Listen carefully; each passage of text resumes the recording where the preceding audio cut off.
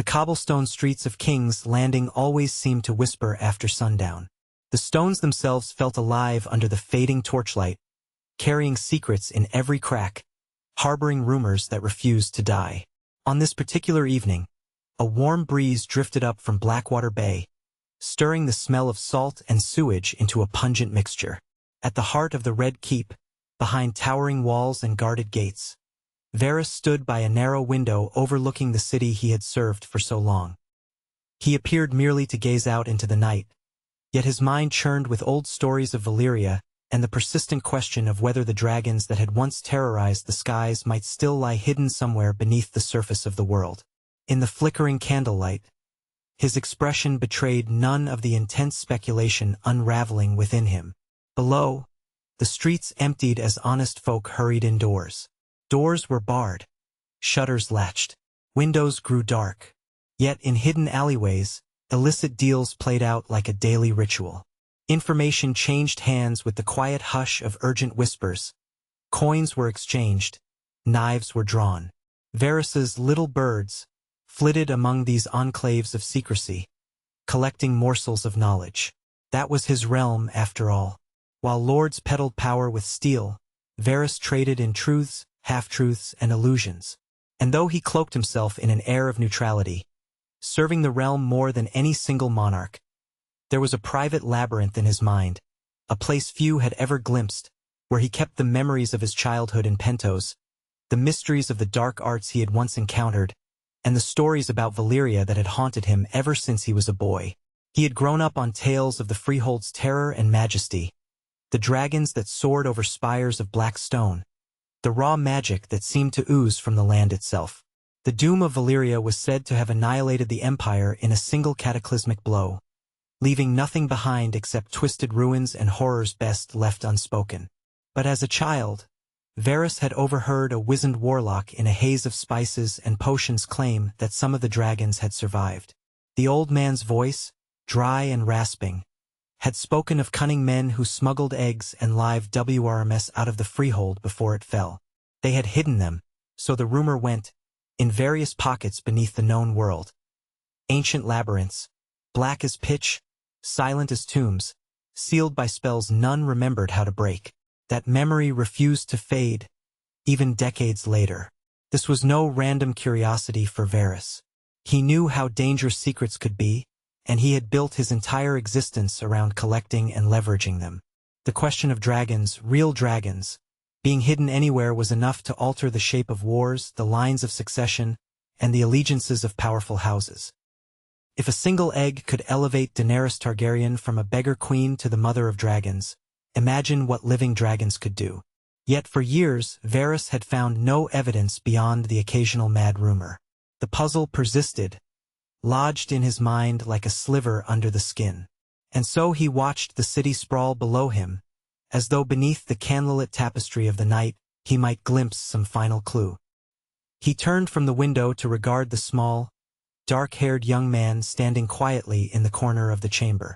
The youth's name was Tavin, a new recruit among Varys's many spies, perhaps 18 years old, clever with a quill but slow to trust.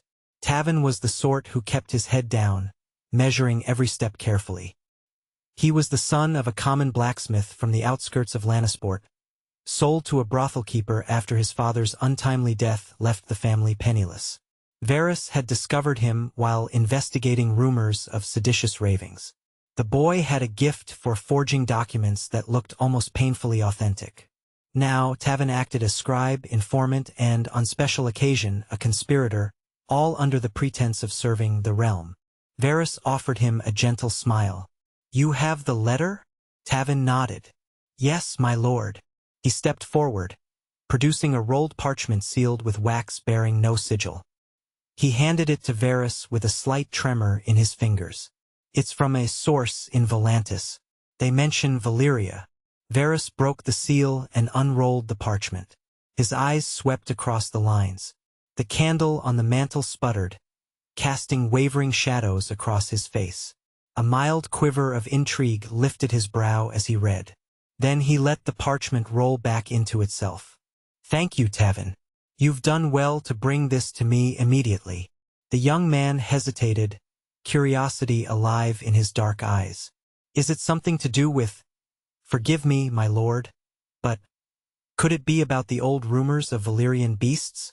Varys slid the parchment into a hidden fold of his robes and faced Tavin with a kindly, avuncular air. "In my experience, my dear boy, rumors can be more powerful than swords.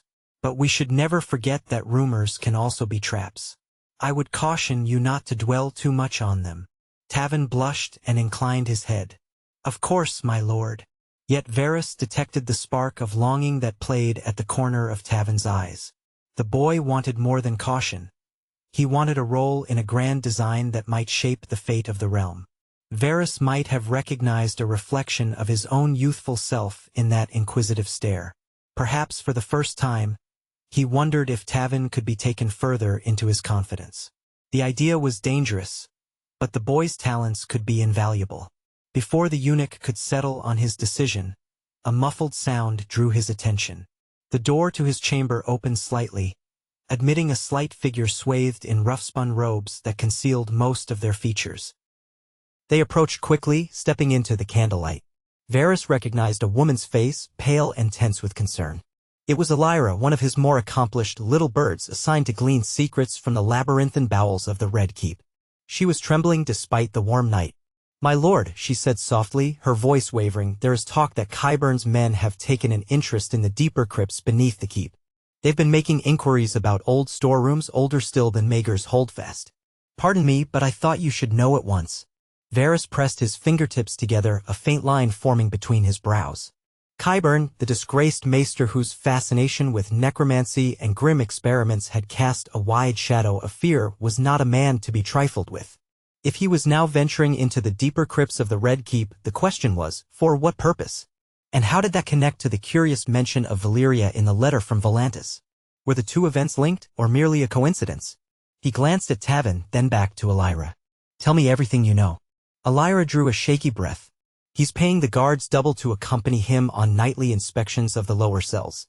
Apparently, he's searching for tunnels connected to the old Targaryen passageways, the ones rumored to lead out beneath the city. I overheard one guard brag that Qyburn was after something deadlier than wildfire." "That's exactly what he said, my lord." A brief silence lingered. Tavin's eyes widened in alarm. Varys, for his part, maintained his composure, though his mind spun with possibilities. Could Qyburn's cryptic search be related to those hidden dragons of old legend? If so, that meant others, too, whispered of the possibility that something monstrous lay sleeping under the city. It might not be a living dragon, of course. There were many horrific remnants from centuries past, things kept quiet by Targaryen kings who believed not all knowledge should be free. But the mention of deadlier than wildfire sent a chill through Varys's veins. He cleared his throat and said, "Ellyra, remain close to Qyburn's men, but keep yourself safe. Report any further findings to me at once. And please, take care. Qyburn is no fool and his craft is unpleasant." She nodded and departed as quickly as she had come, leaving Varys alone with Tavin once more. The boy looked both intrigued and frightened, an expression that made Varys decide to speak. He needed a confidant in all of this, someone to act on his behalf while he maintained a posture of neutrality. "Take a seat, Tavin," said Varys softly, gesturing to a small wooden stool in the corner. Tavin obeyed, perched on the edge, waiting. Varys paced across the chamber, the hem of his robes brushing the cold floor. After a moment of deliberation, he turned to face Tavin. "I believe it's time you learned something of our realm's deeper mysteries.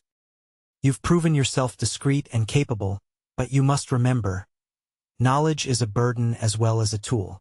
If you accept this responsibility, you cannot unlearn what I will share with you." Tavin swallowed. "I understand. I want to help."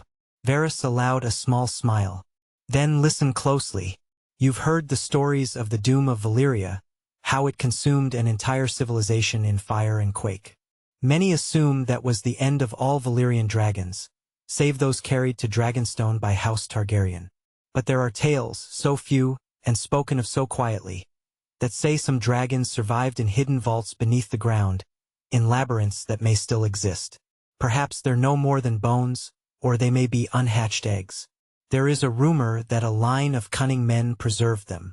Over centuries, these rumors have drifted from the ruins of Valyria to Volantis, to Lys, and eventually to the ears of those who gather secrets in King's Landing. Some claim these dragons might lie dormant beneath our very feet. Tavin blinked, enthralled. Are you suggesting that Qyburn believes he can find one? Or something akin to one, Varys said. I'm not certain, but if such a beast truly existed, you can imagine the political ramifications. Anyone who could claim an alliance with a living dragon could alter the course of every house in Westeros. Even if it's just an egg, it might hold immeasurable power. Knowledge of its existence alone would be enough to start wars. We must be careful, Tavin. Very careful. He let the silence steep in Tavin's mind. The boy stared at him, expression shifting from awe to a resolute focus. What would you have me do, my lord? We watch, Varys replied. We gather more information.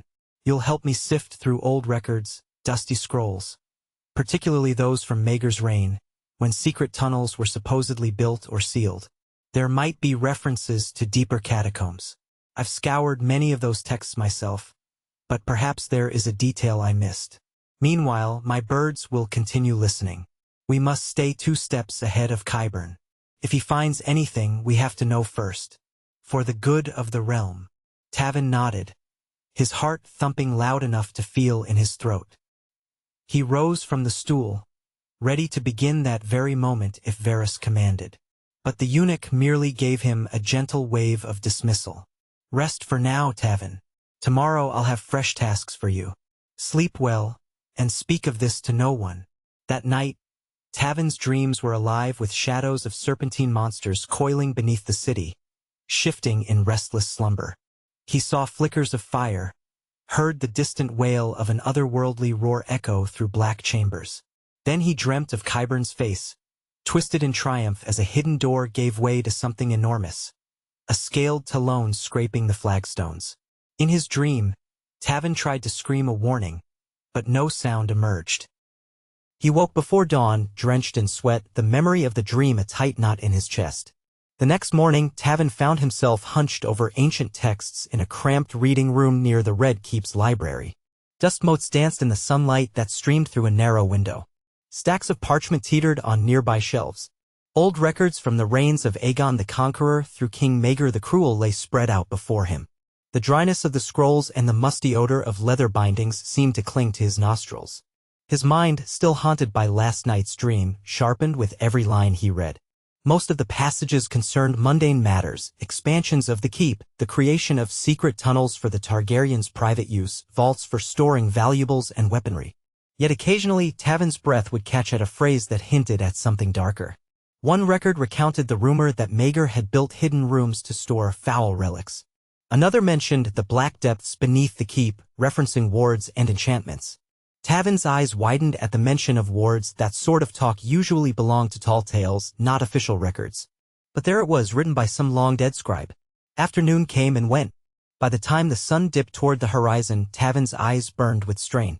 He was on the verge of calling it a day when he spotted a partial entry in a thick ledger. In the year of the 37th of King Maegor's reign, the year of false pretenders, an excavation was discovered beneath the old foundation of the Red Keep, revealing corridors leading far deeper than any known design. Workers reported unnatural heat emanating from cracks in the bedrock. Certain passages were sealed by the king's order. The stone of those corridors was said to be black as onyx, reminiscent of the remainder of this entry is smudged, incomplete. Black stone. Heat emanating from cracks in the bedrock. Tavin felt the hairs on his arms prickle. It called to mind the rumored black stone of Valyria, the distinctive, near-indestructible rock the Targaryens had used to build Dragonstone. Though the entry did not explicitly mention dragons, the insinuation was glaring. If Maegor had sealed off such corridors, perhaps to preserve or hide something, it could easily tie in with the old legends. Tavin carefully transcribed the lines, mindful that anything he wrote down could be stolen or read by prying eyes. He kept his script minimal, using codes Varys had taught him to mask the significance of what he found. That evening, he delivered the coded notes to Varys, who read them with an air of sober concentration. The flickering lamplight painted deep lines across Varys's face. When he finished, he closed his eyes as if listening to an echo. Interesting, he murmured. Thank you, Tavin. This may be precisely what we need. Then he shared a new piece of information. Qyburn had been spotted in conversation with a pyromancer from the Guild of Alchemists. They spoke, it was said, of forging equipment for an expedition below the keep. The pyromancers specialized in the creation of wildfire, and their knowledge of hidden vaults was rumored to be extensive. Wildfire had often been stored in labyrinths beneath the city in ancient times as well as during the reign of Ares the Mad King. If Qyburn was enlisting their help, it meant he believed something of importance lay beyond any ordinary locked door. Varys's voice dropped to a confidential hush. Tavin, I need you to do something quite dangerous. In a few days, Qyburn is hosting a private gathering of certain parties rumored to have an interest in the arcane. I want you to slip in under a false identity. There's a merchant from Pentos named Yandri who won't be attending. He's been detained by the Gold Cloaks for smuggling. You'll assume his name and role. I can arrange papers that should pass scrutiny, but you must be cautious. Tavin felt a tremor of excitement slice through his fear. You want me to spy on them directly? Yes, said Varys, but do not overreach.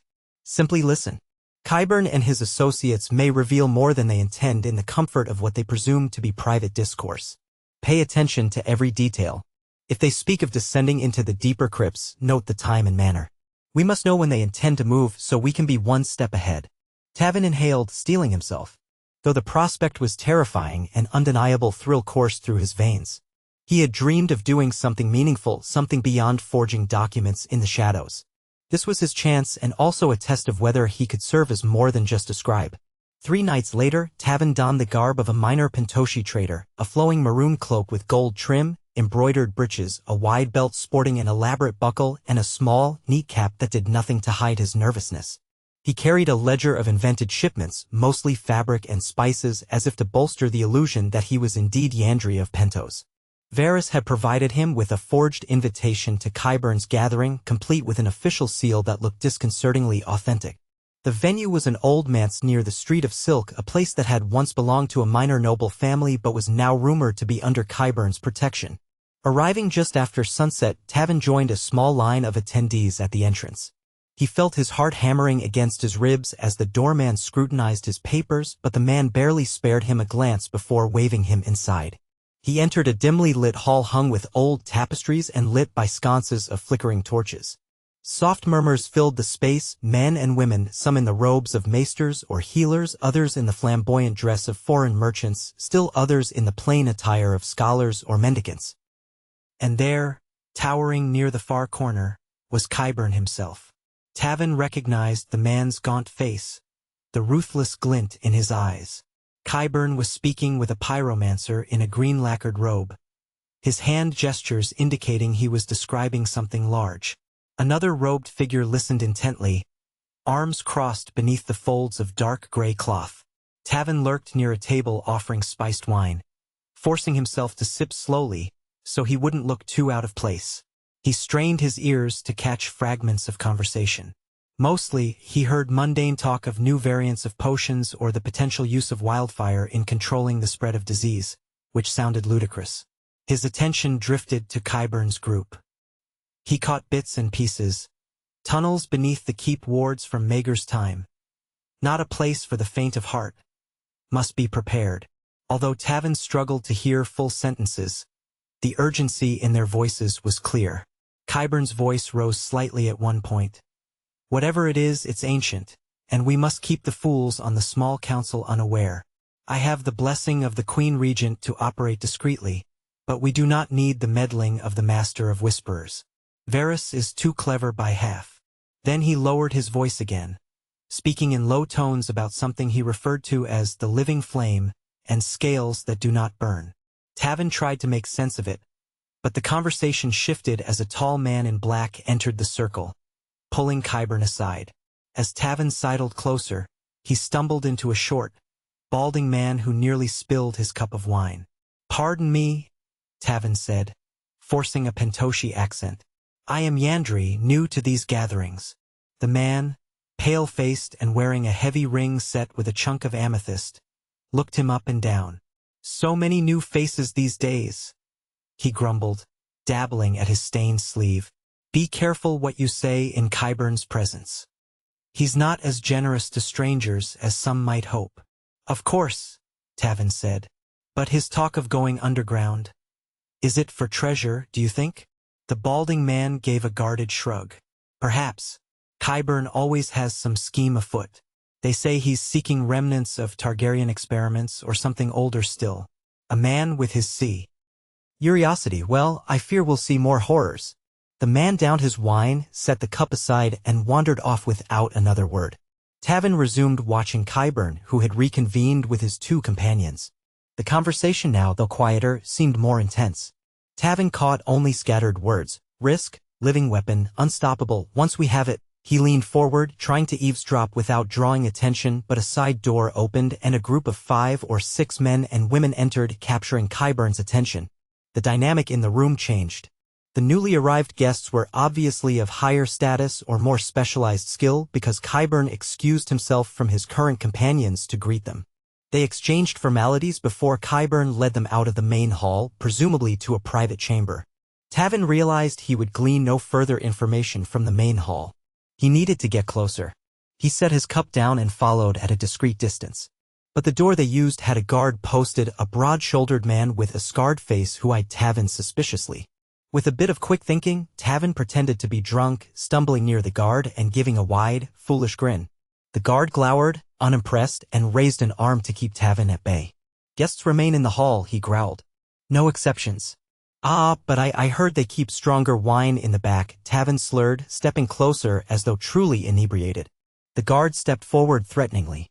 Tavin slipped a hand into his sleeve, palming a small packet of sleeping powder Varys had provided for emergencies. With a quick motion, Tavin pretended to trip, stumbling into the guard. He pressed the powder against the man's mouth and nose. The guard inhaled in confusion, then sputtered. Tavin mumbled an apology, stepping back with a forced laugh. The guard blinked heavily, shaking his head as if suddenly woozy.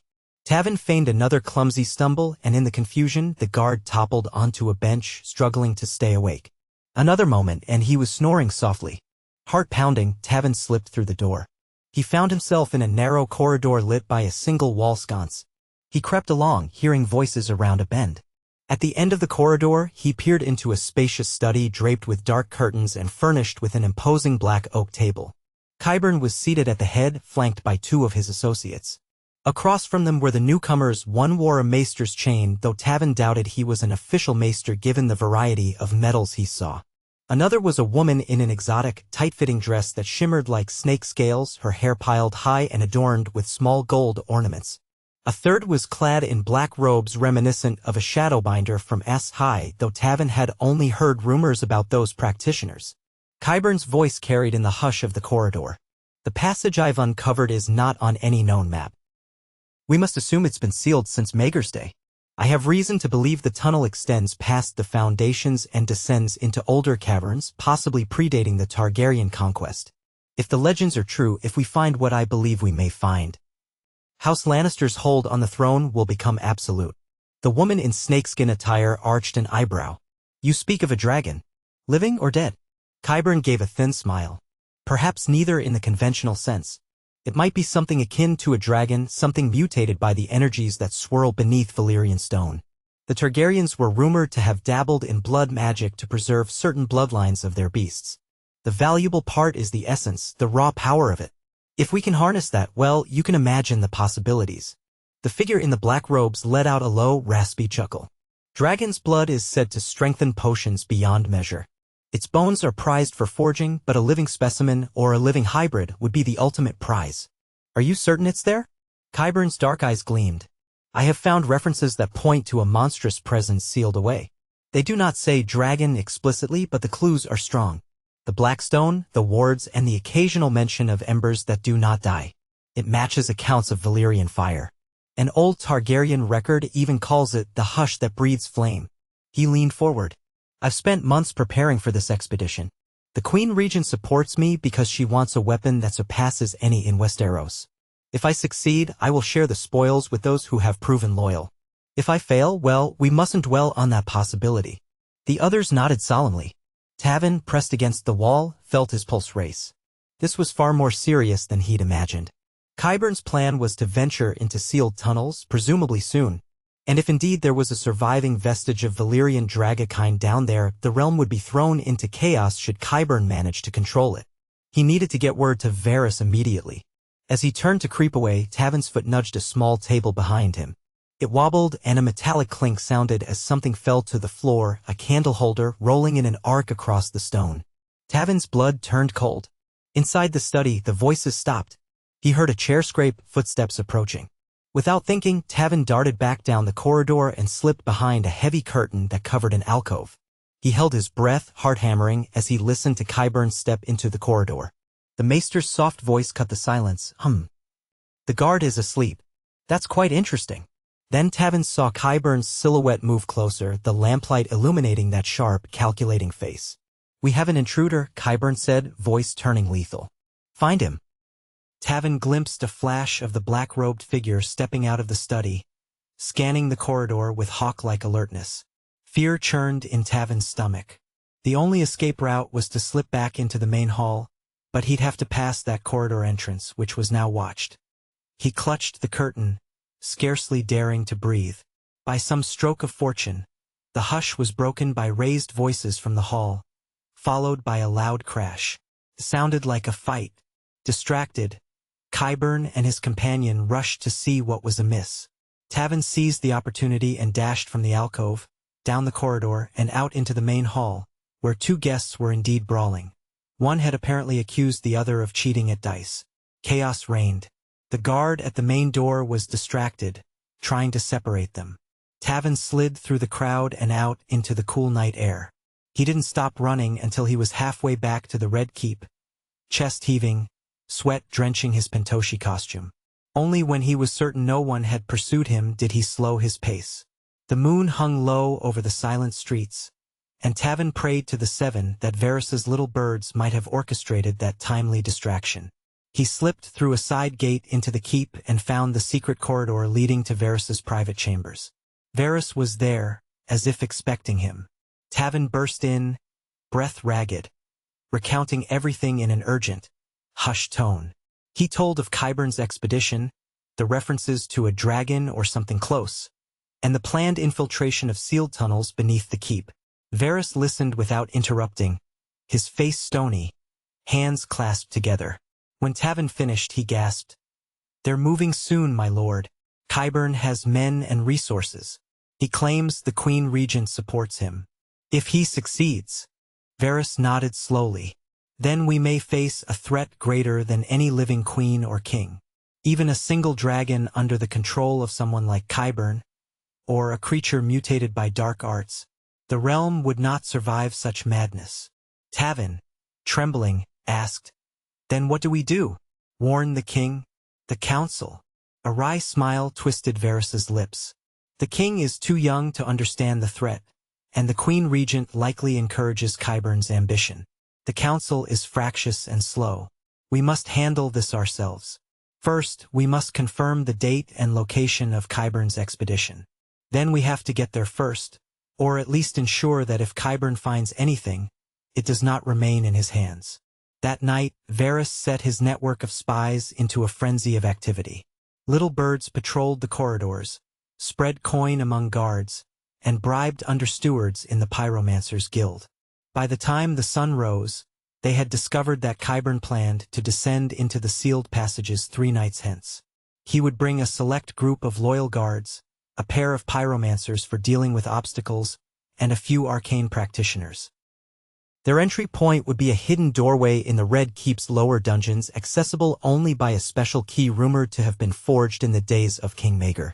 Word in the street was that Qyburn had commissioned specialized equipment, iron rods inlaid with spells, or so the pyromancers claimed, thick leather harnesses, and various potions for sedation, all meant for capturing or subduing something large and dangerous. Varys confided in Tavin that same morning, "We must move carefully but decisively. You will accompany me. My knowledge of the labyrinths might allow us to take a different route and arrive before Qyburn. We can evaluate the truth of these legends. If we find evidence of something monstrous, we might destroy it. If we find only bones, then we can leave Qyburn chasing shadows. But we must be certain." Tavin's stomach twisted at the prospect. He'd never ventured into the keep's depths, not beyond the main dungeons. Stories abounded of ghosts and crypt beasts, and that was without the added dread of discovering a dragon. Yet if the realm's fate hinged on their action, how could he refuse? So, on the appointed night, while Qyburn and his party prepared in secret, Varys led Tavin through a narrow passageway behind the kitchens, then down a spiral staircase that seemed to go on forever. At certain landings, hidden doors granted them passage deeper still, until the air turned thick and musty, and torchlight revealed walls of damp stone. Rats skittered underfoot, and in places the mortar was chipped away, revealing black rock beneath. Tavin marveled at this black stone, reminiscent of Dragonstone's architecture. It seemed to swallow the light from the torches, giving no reflection. Varys paused occasionally, consulting a small parchment where he'd drawn a partial map gleaned from old records. He maintained a steady composure, though Tavin could see tension at the corners of his eyes. At last, they came to a heavy iron gate sealed with a rusted lock. Varys withdrew a slender set of lockpicks, glancing over his shoulder at Tavin. "Stay on guard," he whispered. "We're beneath the level even most Targaryens ventured. If there was indeed something sealed away, it may lie beyond this gate." The lock gave way with a reluctant click. They pushed the gate open, and a foul odor wafted out, a cloying mix of sulfur and decay. Tavin stifled a gag. Torchlight revealed a corridor sloping downward, carved from black stone. The walls bore faint carvings in a language Tavin could not read. Occasionally, the torch flame would flicker unnaturally, as if a gust had passed, though no wind moved in the stillness. Every footfall echoed in the hush. Varys led the way, counting the steps under his breath as if verifying them against his notes. They followed the tunnel for what felt like an hour, weaving past collapsed sections. More than once, they had to crawl through gaps in the rubble. At times, Tavin feared the entire passage would cave in, entombing them. Yet they pressed on, driven by duty and dread. Finally, they emerged into a broad chamber, its ceiling soaring overhead like the interior of some ancient cathedral. Pillars of black stone flanked the walls, each carved with serpentine shapes. At the far end of the chamber stood a massive door set in an archway. Odd symbols, Valyrian glyphs, possibly, were etched in silvery metal across its surface. The door appeared intact, though Tavin could see cracks around its edges as if something had pushed against it from within. Varys lifted the torch higher, eyes narrowing at the script. "Old Valyrian text," he muttered. "I recognize only fragments, but it seems to reference shadow in the gloom and the seed of fire." He glanced at Tavin, voice hushed. "This might be it. If anything is behind that door." Before he could finish, a distant echo of voices made them freeze. Tavin dropped to a crouch, extinguishing the torch at Varys's quick gesture. The faint glimmer of other lights could be seen dancing along the corridor from which they'd come. Qyburn was close behind, it seemed. The hush of water dripping somewhere in the dark mingled with the sound of approaching footsteps. With careful stealth, Varys and Tavin moved out of sight behind a fallen pillar. They watched as Qyburn's retinue emerged into the chamber, Qyburn in front, carrying a small lantern whose flame burned in eerie green. Behind him came two pyromancers in matching cloaks, a half-dozen guards armed with spears and crossbows, and three robed figures Tavin recognized from the meeting. They spread out, examining the chamber with hushed excitement. Qyburn advanced to the massive door, running his fingers over the glyphs. "Yes," he murmured, "this is it. The final seal. Light the wards." One of the robed figures produced a vial of luminous fluid and began painting sigils around the door's frame. The pyromancers chanted under their breath, the green flame of their lantern flickering as if in response. The temperature in the room seemed to drop, and Tavin fought the instinct to shiver. When the chanting reached a crescendo, the robed figure thrust the lantern flame toward the door. A sudden pulse of greenish light flared, and a sound like metal under great stress groaned through the chamber. Tavin bit his lip to keep from crying out as the door began to move, shaking violently, releasing puffs of dust and debris. The glyphs glowed faintly, then dimmed as a thunderous crack split the silence. The door fell inward with a resounding crash, revealing a yawning darkness beyond. A gust of air rushed out, ripe with the stench of centuries. Qyburn held up his lantern, peering inside with hunger gleaming in his eyes. "Lanterns," he commanded, and his companions lit torches and alchemical flares, sending greenish illumination into the depths. They moved inside cautiously, weapons at the ready. Varys exchanged a glance with Tavin. The moment demanded a decision. If they stayed hidden, Qyburn might unleash something unstoppable. If they tried to intervene, they risked confrontation with a superior force. But Varys, ever the master of secrets, merely nodded to Tavin, indicating they should follow at a safe distance. They crept behind fallen pillars and edges of shadow, trailing the flickering lights. The tunnel beyond the door sloped even deeper. The walls were slick with condensation, the black stone shimmering eerily. Strange echoes haunted the passage, drips, clicks, faint scratching sounds. At one point, the path opened into a smaller chamber where Qyburn's party paused. Tavin strained to see from his vantage in the dark. There were the remains of skeletons scattered across the floor, larger than human, bearing elongated skulls that could only have belonged to reptiles of a massive size. One skull, half buried in silt, still bore ragged shards of what seemed like horns. The sight made Tavin's blood run cold. These were not full-grown dragons, perhaps, but they were no ordinary lizards either. Qyburn's voice echoed softly, laced with excitement. "Proof," he said, kneeling beside one of the skeletal remains. "They existed here. Perhaps they still do." He brushed away some dirt to reveal a row of dagger-like teeth. "Remarkable." A guard shifted nervously. "If these are only bones, maybe whatever lived here is long gone?" But Qyburn stood, eyes narrowed. "Not all. This place was sealed, preserved. Some might have survived or mutated further. We must press on." They continued down another corridor, the stench growing stronger. Tavin and Varys followed at a greater distance now, carefully stepping around bones and puddles of water that reflected the ghostly glow of the flares. The hush weighed heavily on their ears, broken only by the occasional rasp of a guard's breath or the muffled clank of armor. Then, from the darkness ahead, came a sound, a low rumble, deep and resonant, like a growl from an impossibly large beast. The hair on the back of Tavin's neck rose. Qyburn's party froze, torches raised. For a moment, no one moved. Then the rumble came again, louder, reverberating off the stone walls. It was the sound of something breathing or stirring in deep slumber. Tavin fought to keep himself from trembling. One of the pyromancers whispered, "By the seven, it lives." Qyburn's eyes were alight with manic glee. "Form a perimeter," he hissed to the guards. "If it wakes, we're prepared with sedation. We must subdue it, not kill it." The corridor opened into a vast cavern, its ceiling lost in darkness. Stalactites dripped mineral-laden water, forming a constant patter on the stone floor. At the center of that expanse lay a hulking shape, mostly hidden by shadow. Tavin could see ridges of something like scaled plates. A heavy tail curled around the form. Even half obscured, the silhouette was massive, larger than any living creature Tavin had ever seen, dwarfed only by the adult dragons rumored to have soared in the time of Aegon the Conqueror. And as Qyburn's men advanced, the shape shifted, stirring from centuries of slumber. A low hiss cut through the air. The beast's head rose, eyes glowing a dull ember color. It resembled a dragon's head, but the snout was broader, the horns more twisted. A row of spines ran from its neck down its back. Patches of its scales were discolored, possibly from age or from corruption. Its breathing was labored, echoing in the cavern like a great bellows. Tavin, from the shadows, felt dread and awe wash over him in equal measure. The monster was alive, impossible as it seemed. Qyburn's talk of the hush that breathes flame returned to his mind. Could this ancient creature still conjure fire? "Steady," Qyburn whispered, stepping forward. In his hand he held a small crossbow loaded with a dart. He gestured to a pyromancer holding a flask. "We'll tranquilize it first. Then we'll secure it." But the beast, as if sensing threat, let out a guttural snarl. It shifted its colossal weight, tail sweeping across the floor in a slow, menacing arc. The guards hesitated, crossbows quivering in their hands. A single misstep could set it off. Qyburn raised his crossbow, aiming carefully at a gap in the beast's scales, perhaps the underside of its throat. He released the bolt with a twang.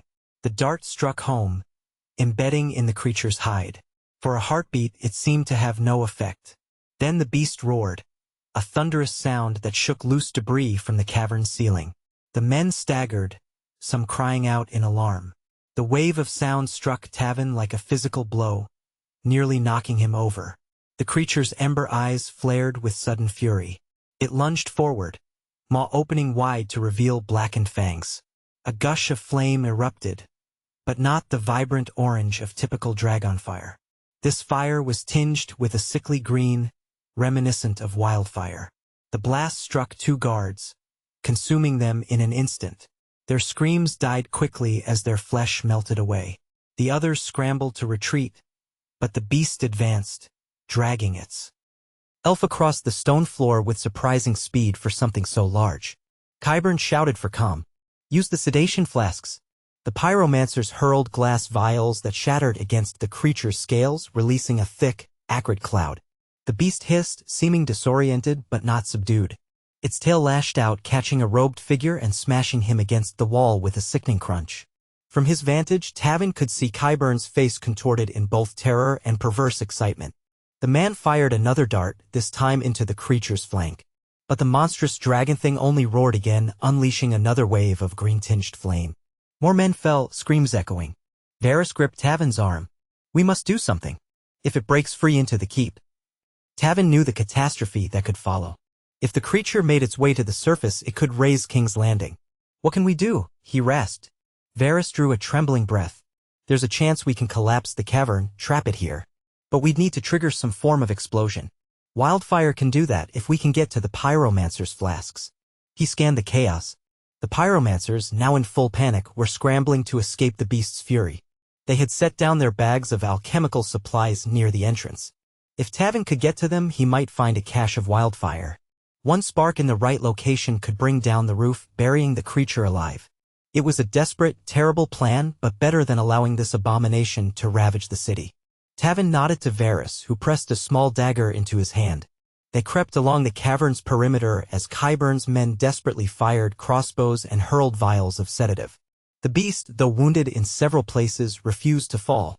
Whatever corruption coursed through its veins seemed to grant it unnatural resilience. Finally, Tavin spotted the pyromancer's supplies, cylindrical flasks glowing a sickly green. He grabbed two of them, heart pounding at the knowledge that a single jolt could set them off.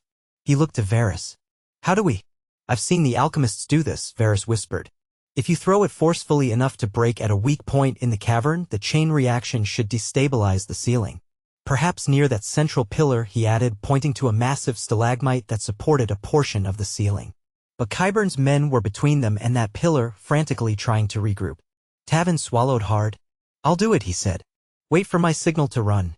Varys nodded, placing a hand briefly on Tavin's shoulder. "The realm owes you a great debt." Before fear could paralyze him, Tavin sprinted across open ground. He dodged the thrashing tail, the bursts of lethal flame that lit the cavern. For a moment, Qyburn caught sight of him, eyes wide with confusion. What was a Pentoshi merchant doing here? But Tavin didn't linger. He rushed behind the central pillar, noticing deep cracks in the stone overhead. This was the spot. He hurled one flask with all his might, aiming for the junction between pillar and ceiling.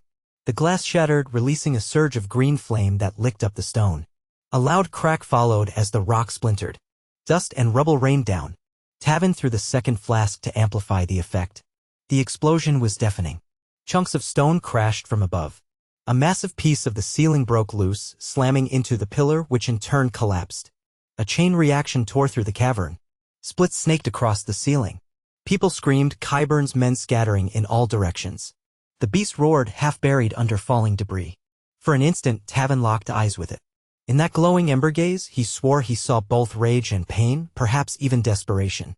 Then more rubble descended, enveloping the creature in clouds of dust and stone. Tavin barely had time to dive away. He rolled across the cavern floor, ears ringing, lungs choked with dust. Faintly, through the chaos, he heard Varys calling his name. He coughed, scrambling to his feet just in time to see Qyburn stumbling toward the exit, face smeared with blood and dust, one arm dangling at an odd angle. A chunk of stone had pinned his leg moments later, and he shrieked, calling for help, but his men had either perished or fled. Varys reached Tavin, half dragging him upright. "The entire cavern will come down," he rasped, spitting dust. "We must leave." They staggered toward the corridor they had come from. Qyburn howled in fury, stretching a hand toward them, but the floor buckled, sending him plunging into a fissure. The last sight Tavin had of Qyburn was his contorted face vanishing into the swirling gloom. Stones fell around them like hail. The cavern thundered with collapsing rock. By some miracle, the corridor they'd used remained intact long enough for them to scramble through. They raced back along the black stone passages, ignoring aches and wounds, spurred on by raw survival instinct. Behind them, a final roar echoed, a sound laced with unimaginable pain, then was cut short by a new wave of falling rubble. At last, they reached the iron gate and flung themselves through, slamming it shut behind them as though that feeble barrier could hold back the cataclysm. Dust-laden air choked their lungs. Tavin collapsed to his knees, trembling, ears still echoing with the monstrous roar. Varys, breathless, leaned against the wall, eyes closed. Both were alive, though battered, uncertain if the beast was truly dead. But if the cavern had collapsed as thoroughly as it seemed, at the very least it was sealed below. For a long moment, they simply breathed, hearts hammering. Then Tavin managed a weak voice. "Did we stop it?" Varys looked at him with weary relief. "I believe so, my brave boy. The cost was high, but if we hadn't—" He let the thought trail off, the magnitude of what might have been too terrifying to contemplate. They made their way back up through the labyrinth, each step feeling heavier than the last. By the time they emerged into the keep's more familiar passages, dawn was breaking. The pale light of day felt surreal after the horrors of the night. The city above continued as if nothing had happened. Merchants opened their stalls, bakers lit their ovens, children chased each other in the winding streets. No one suspected that, far below, a monstrous relic of Valyria had awakened, only to be buried again. Inside Varys's chamber, Tavin sank onto a cushioned seat, exhaustion crashing over him. Varys lit a small brazier, warming water for them to wash the dust from their faces. Neither spoke for a while. The weight of what they had experienced clung to them like a cold sweat. At length, Tavin broke the silence. "So, that was it, wasn't it? A dragon twisted by dark magic. If it hadn't been sealed away." Varys inclined his head gravely. "It might have razed the city. Possibly the entire realm. Perhaps that was why Maegor sealed it, to protect his bloodline's claim or to keep such a horror from the world. We'll never know for certain. But we do know that Qyburn's ambition led him to meddle with forces beyond reason." Tavin stared at the floor. "And now it's buried. But what if it's not truly dead?" Varys exhaled softly. "Then it will remain trapped. Those tunnels are collapsed beyond easy repair. No simple band of treasure seekers will pry them open again. With Qyburn gone, there's no one left with the knowledge or resources to attempt it, at least not for a very long while. By then, the creature, if it still lives, will likely perish without sustenance." They sat in heavy silence. Eventually, Varys gave Tavin a faint smile. "You have done a great service for the realm, Tavin. And none shall ever sing your praises, for this is a secret that must remain in the shadows." Tavin understood. To share this tale widely would invite new zealots and opportunists to dig for the bones of Valyria's lost beasts. Perhaps it was best the realm never learned that such a terror had slept beneath their feet. Looking out the window at King's Landing, bathed in the soft morning light, Tavin reflected on what had transpired. He had glimpsed the power of ancient Valyria, the monstrous legacy that still survived in hidden corners of the world. He had faced a nightmare and somehow lived. And though the city's inhabitants went about their routines, ignorant of the doom narrowly averted, Tavin took a quiet pride in having played a part in saving them. Varys approached, resting a hand on his shoulder. "The realm needs men of courage and discretion," he said gently. "You have shown both. I hope you'll continue in my service." Tavin managed a wan smile, though his limbs still trembled with fatigue. "For the good of the realm. Always." Varys regarded him quietly for a moment, then turned to the small writing desk, where his quills and parchment lay. "There is yet much work to be done," he murmured half to himself. "New threats will arise, new ambitions. But so long as we remain vigilant, we may yet steer this realm toward peace." A single, golden beam of sunlight crept in through the window, illuminating the dust motes swirling around them. In that moment, Tavin felt a complicated mixture of relief, sorrow, and a faint glimmer of hope. The city had been spared a horror out of legend. He had found a purpose beyond forging documents, proving himself in a deadly trial that few would ever know. And though the cost had been high, lives lost, illusions shattered, it was a victory of sorts. In the days that followed, rumors circulated of a quake or tremor felt deep beneath the Red Keep. Some said it was a minor collapse in the oldest dungeons. Others whispered about echoes of monstrous roars. But no one could say for sure. Qyburn vanished without a trace, leading to speculation that he had simply fallen from royal favor. Varys offered polite shrugs when lords and ladies asked if he had any knowledge of the matter, and quietly ensured that the subject was dropped. To Tavin's surprise, life in King's Landing resumed its normal course with remarkable swiftness. Petty intrigues and power struggles occupied the noble houses, and the small folk continued their daily labor, never knowing how close they had come to devastation. Sometimes, late at night, Tavin would lie awake in his modest chamber, imagining that subterranean cavern filled with rubble and the twisted bones of a creature that once soared the skies of Valyria. He would recall the flash of those ember eyes, the terror in that final roar, and wonder if somewhere, deep in the darkness, a spark of life still flickered. But he took comfort in the quiet assurance that, for now, the danger was sealed away. If there was some cosmic ledger of heroic deeds, perhaps his name was inscribed in invisible ink on a hidden page. He had done his part not for glory or wealth, but because it needed doing. And in that, he found a sense of peace. One evening, as Tavin assisted Varys with the usual tasks, tracking whispered plots among the lords, tidying up letters to be sent overseas, he mustered the courage to ask a question that had lingered in his mind. "My lord," he said softly, Did you always believe in the rumors of dragons hidden underground?" Varys paused, setting down his quill. His expression was thoughtful. "For many years, I suspected there was truth in the old tales, though I had no proof. My childhood was shaped by magic of the darker sort, so I have never been so quick to dismiss the uncanny. The world is stranger and more perilous than we like to admit." He glanced at Tavin. "But believing and knowing are two different things. Until we set foot in that dark realm beneath the keep, I was never certain. Now I know. And I wish I had remained somewhat ignorant. The truth was far more horrifying than I expected." Tavin nodded, understanding all too well. Sometimes secrets deserve to stay buried. A sad smile graced Varys's lips. "Indeed. Still, we faced it and we prevailed. That is a testament to what can be accomplished with courage and cunning. Let us hope we do not have to repeat such trials anytime soon." From that day forward, Varys and Tavin shared a bond that went beyond master and spy. They had survived a secret war beneath the city's foundations, wresting the fate of the realm from the jaws of an ancient nightmare. Though they never spoke of it beyond their private confines, a quiet understanding existed between them, a mutual recognition of the cost of such burdens. As the seasons changed and new political storms gathered on the horizon, threats from distant shores, alliances formed and broken, Varys continued to ply his trade of secrets, weaving carefully in and out of royal intrigues. Tavin, now more practiced and confident, helped in ways large and small. He forged letters, arranged clandestine meetings, paid hush money to informants. On rare occasions, he undertook missions that tested his wit and nerve. Always, he kept a dagger hidden in his boot, a vestige of the night he risked his life in the caverns below. In quiet moments of reflection, Tavin still wondered, had they truly killed that thing? Or merely entombed it, granting it a restless half-life in the darkness? The memory of the green-tinged fire haunted him, a reminder that some fires never truly burn out. But each time worry threatened to consume him, he recalled the cavern caving in around that monstrous shape and took solace in the knowledge that, if it did survive, it lay buried under countless tons of rock. And for all practical purposes, the secret of old Valyrian dragons remained lost. On one occasion, Tavin mustered the nerve to ask Varys directly, "So, my lord, if anyone ever questions whether you knew of hidden dragons beneath King's Landing, how would you answer?" Varys's eyes twinkled with quiet amusement. "I'd smile and say, 'My friend, I've heard many wild tales in my day, but that one is a bit too far-fetched, don't you think?'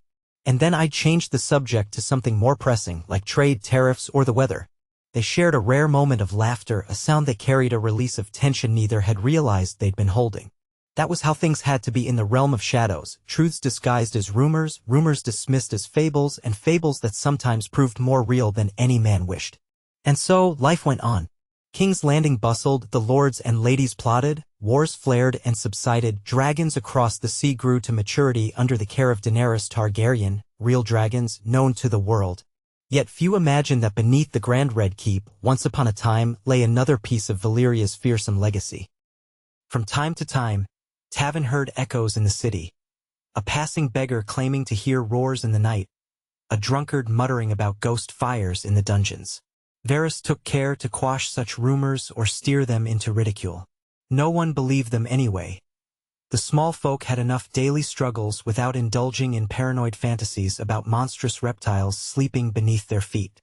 And if, in the long, dark corridors of the keep, someone happened to catch a glimpse of black scales or hear a distant, subterranean hiss, they dismissed it as a trick of the echoing stone, or their imagination getting the better of them.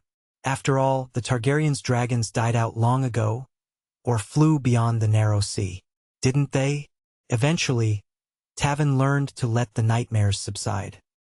He devoted himself wholeheartedly to aiding Varys in the endless dance of political secrets, gleaning from the shadows the intelligence that might one day save the realm again. In that pursuit, he found a sense of meaning and belonging that he had never imagined during his impoverished youth. If the day came when another monstrous threat stirred in the depths, Tavin prayed he would be ready, for he had already tasted the horror that lurked beyond the veneer of civilized order. Still, the question lingered. Did Varys truly know about old Valyrian dragons hidden underground? The answer, Tavin realized, was yes and no. Varys suspected. He believed enough to investigate, enough to risk his life. But the knowledge wasn't certain until the moment the beast roared. And once certain, the knowledge was so dreadful that perhaps he wished it were not so. By burying the beast, he might also bury the knowledge. In time, Tavin recognized a deeper truth. Knowledge in this world was a double-edged sword. That which could save could also destroy. Varys's entire life revolved around carefully choosing what truths to reveal and what truths to conceal. A monstrous dragon thing in the bowels of the Red Keep was a truth too dangerous for the realm to hold. Thus, it belonged in the silent dark, sealed away by stone and secrecy. And so their story became another layer in the tapestry of Westeros's countless tales. A hidden chapter in the grand epic of kings, queens, and dragons. No bards would sing of Tavin, or of the valiant effort to collapse the cavern. No historians would record the twisted creature's existence. But Tavin and Varys knew, and that was enough. They carried the burden of that knowledge in quiet unity, ensuring that the realm they served was spared a calamity beyond imagining. Night after night, in the hush before dawn, Varys continued to stand by that narrow window in the Red Keep, gazing out over a sleeping king's landing. He appeared as he always had, the unassuming spymaster. But behind his placid eyes lay the memory of black stone corridors, green flame, and a roar that belonged in nightmares. Behind his gentle smiles he harbored the knowledge that even the mightiest secrets could be toppled by a single determined soul with the right combination of courage and cunning. Sometimes Tavin would join him at that window, both of them silent, their gaze drifting toward the horizon where the sunrise promised another day of politics, alliances, and schemes. They rarely spoke of the monster below. But in those quiet moments, they remembered how fragile civilization truly was, how close chaos always loomed. And they reaffirmed, in unspoken understanding, their vow to do whatever was necessary to keep the realm safe, whether from kings, usurpers, or nightmares from the ancient past. Thus the city endured, crowned by the Red Keep's battlements and underpinned by secrets older than memory. And for all who walked those bustling streets, the question of whether Varys knew about old Valyrian dragons would remain, at best, a whisper of a rumor, a flicker of doubt in the minds of those who understood that the Spider, as they called him, knew more than anyone guessed. But Varys would never confirm it, save to the ones who had walked beside him in the black gloom where no sunlight ever reached. And those few souls, Tavin among them, would bear that knowledge like a scar, a quiet testament to the horrors that lurked beneath the realm's feet, unremembered and yet all too real. Varys stood at his window watching the moonlit sprawl of King's Landing. Yet tonight there was a hush inside him that even he found disconcerting. His hands remained folded over the ledge, and though the torches along the walls of the keep burned steadily, a chill seemed to cling to the stones. It had been several days since the harrowing events deep beneath the Red Keep, where rubble and wildfire had buried the monstrous beast Qyburn had tried to claim as his prize. The immediate crisis, at least, had been averted. But Varys knew that the undercurrents of power in Westeros never rested. If a living abomination could be hidden below the keep for centuries, what other dark relics or cunning individuals lurked amid the Seven Kingdoms waiting for their moment to strike? A soft step behind him made him turn slightly. Tavin stood there, face still pale, his hands clasped at his sides. He looked exhausted, as though sleep had eluded him for days. The memory of that half-dragon, half-corrupted horror in the caverns seemed to weigh on him even more heavily than it weighed on Varys. But Tavin's eyes still held that spark of determination that Varys had come to rely upon. Tavin said quietly, "My lord, the new shift of gold cloaks have been instructed not to patrol beyond the standard dungeon corridors. I made sure the orders don't arouse suspicion. But if anyone tries to investigate that collapsed cavern, we'll know." Varys nodded, letting out a measured breath. "Thank you. We must keep every rumor at bay, Tavin. Already a few guards grumble about tremors, and someone claimed to have smelled sulfur. The less curiosity, the better. After all, what lurks beneath the keep is best left buried." Tavin stepped closer to the window, gazing out at the city. So many torches, so many lives, each ignorant of what had nearly consumed them. "I still hear the roaring in my dreams," he said. "I keep waiting for the day someone finds a path to that collapsed cavern or tries to dig it out. With Qyburn gone, perhaps no one else will." "Ambition is not so easily extinguished," Varys said. "While Qyburn's particular brand of obsession won't trouble us again, there will always be others seeking power. But for now, the city is safe from dragons underground, and that is enough to let us focus on other matters." He gave Tavin a gentle, reassuring pat on the shoulder. "Rest if you can. We have a long day ahead of us tomorrow." That day would involve the small council's meeting, new trade pacts with Pentos, and rumors about Euron Greyjoy's latest foray. Even if the city had been spared a monstrous threat from below, the rest of Westeros bristled with intrigue and conflict. It never truly ended. The next morning, Tavin accompanied Varys to the council chamber, more openly now in the role of a scribe. The Master of Coin was complaining about the cost of feeding the ever-growing population of King's Landing, especially with harvest issues in the Reach. The Hand of the King, an elderly lord with a perpetually nervous tic, was reading letters from lords in the Riverlands demanding more troops to protect them from bandits. Varys sat quietly, fingers steepled, intervening only when a particular detail required clarification. He spoke in measured, courtly tones, revealing none of the swirling secrets that danced behind his courteous smile. Near the end of the meeting, the Queen Regent arrived, sweeping into the chamber with the brisk steps of someone who considered every moment precious. Though she kept her features carefully schooled, Varys noted the tightness around her eyes. She demanded a status update on the city's security. The Gold Cloak's commander, newly appointed after the last had proved unreliable, assured her that the city's gates were secure. Varys, in turn, confirmed that there were no pressing threats from within, no conspiracies to unseat the crown, no immediate plots involving sabotage or hidden caches of wildfire. He omitted any mention of the collapsed tunnels or Qyburn's demise. He had already spun a suitable story behind Qyburn's disappearance, that the disgraced former maester had fled the city after rumors circulated about his unholy experiments with captive subjects. Most accepted that explanation readily, remembering Qyburn's reputation for dark arts.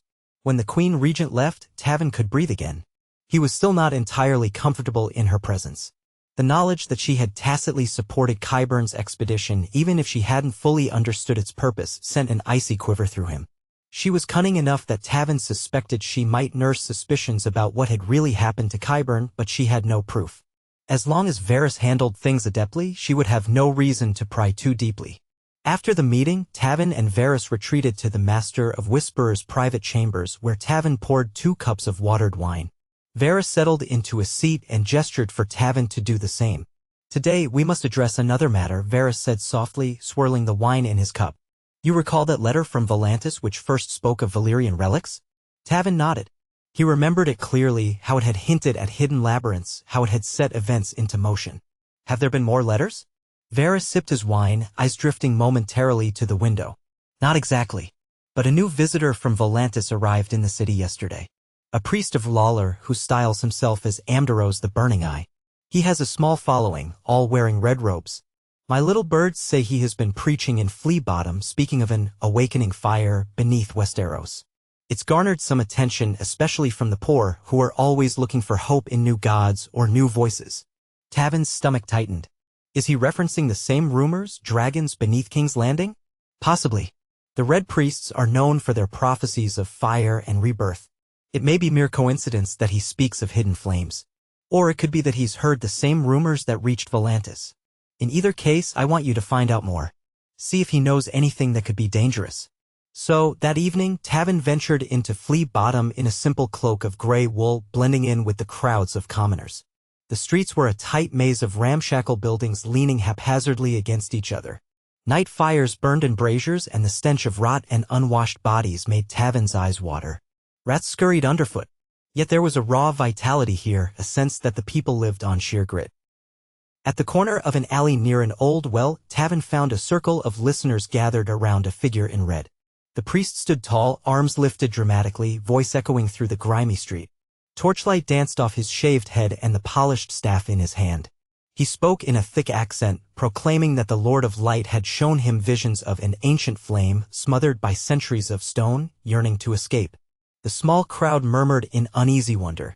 Amdarose's voice carried an undercurrent of fervor that Tavin recognized from zealots and fanatics. The cold darkness beneath the city is not dormant, Amdarose declared. It waits.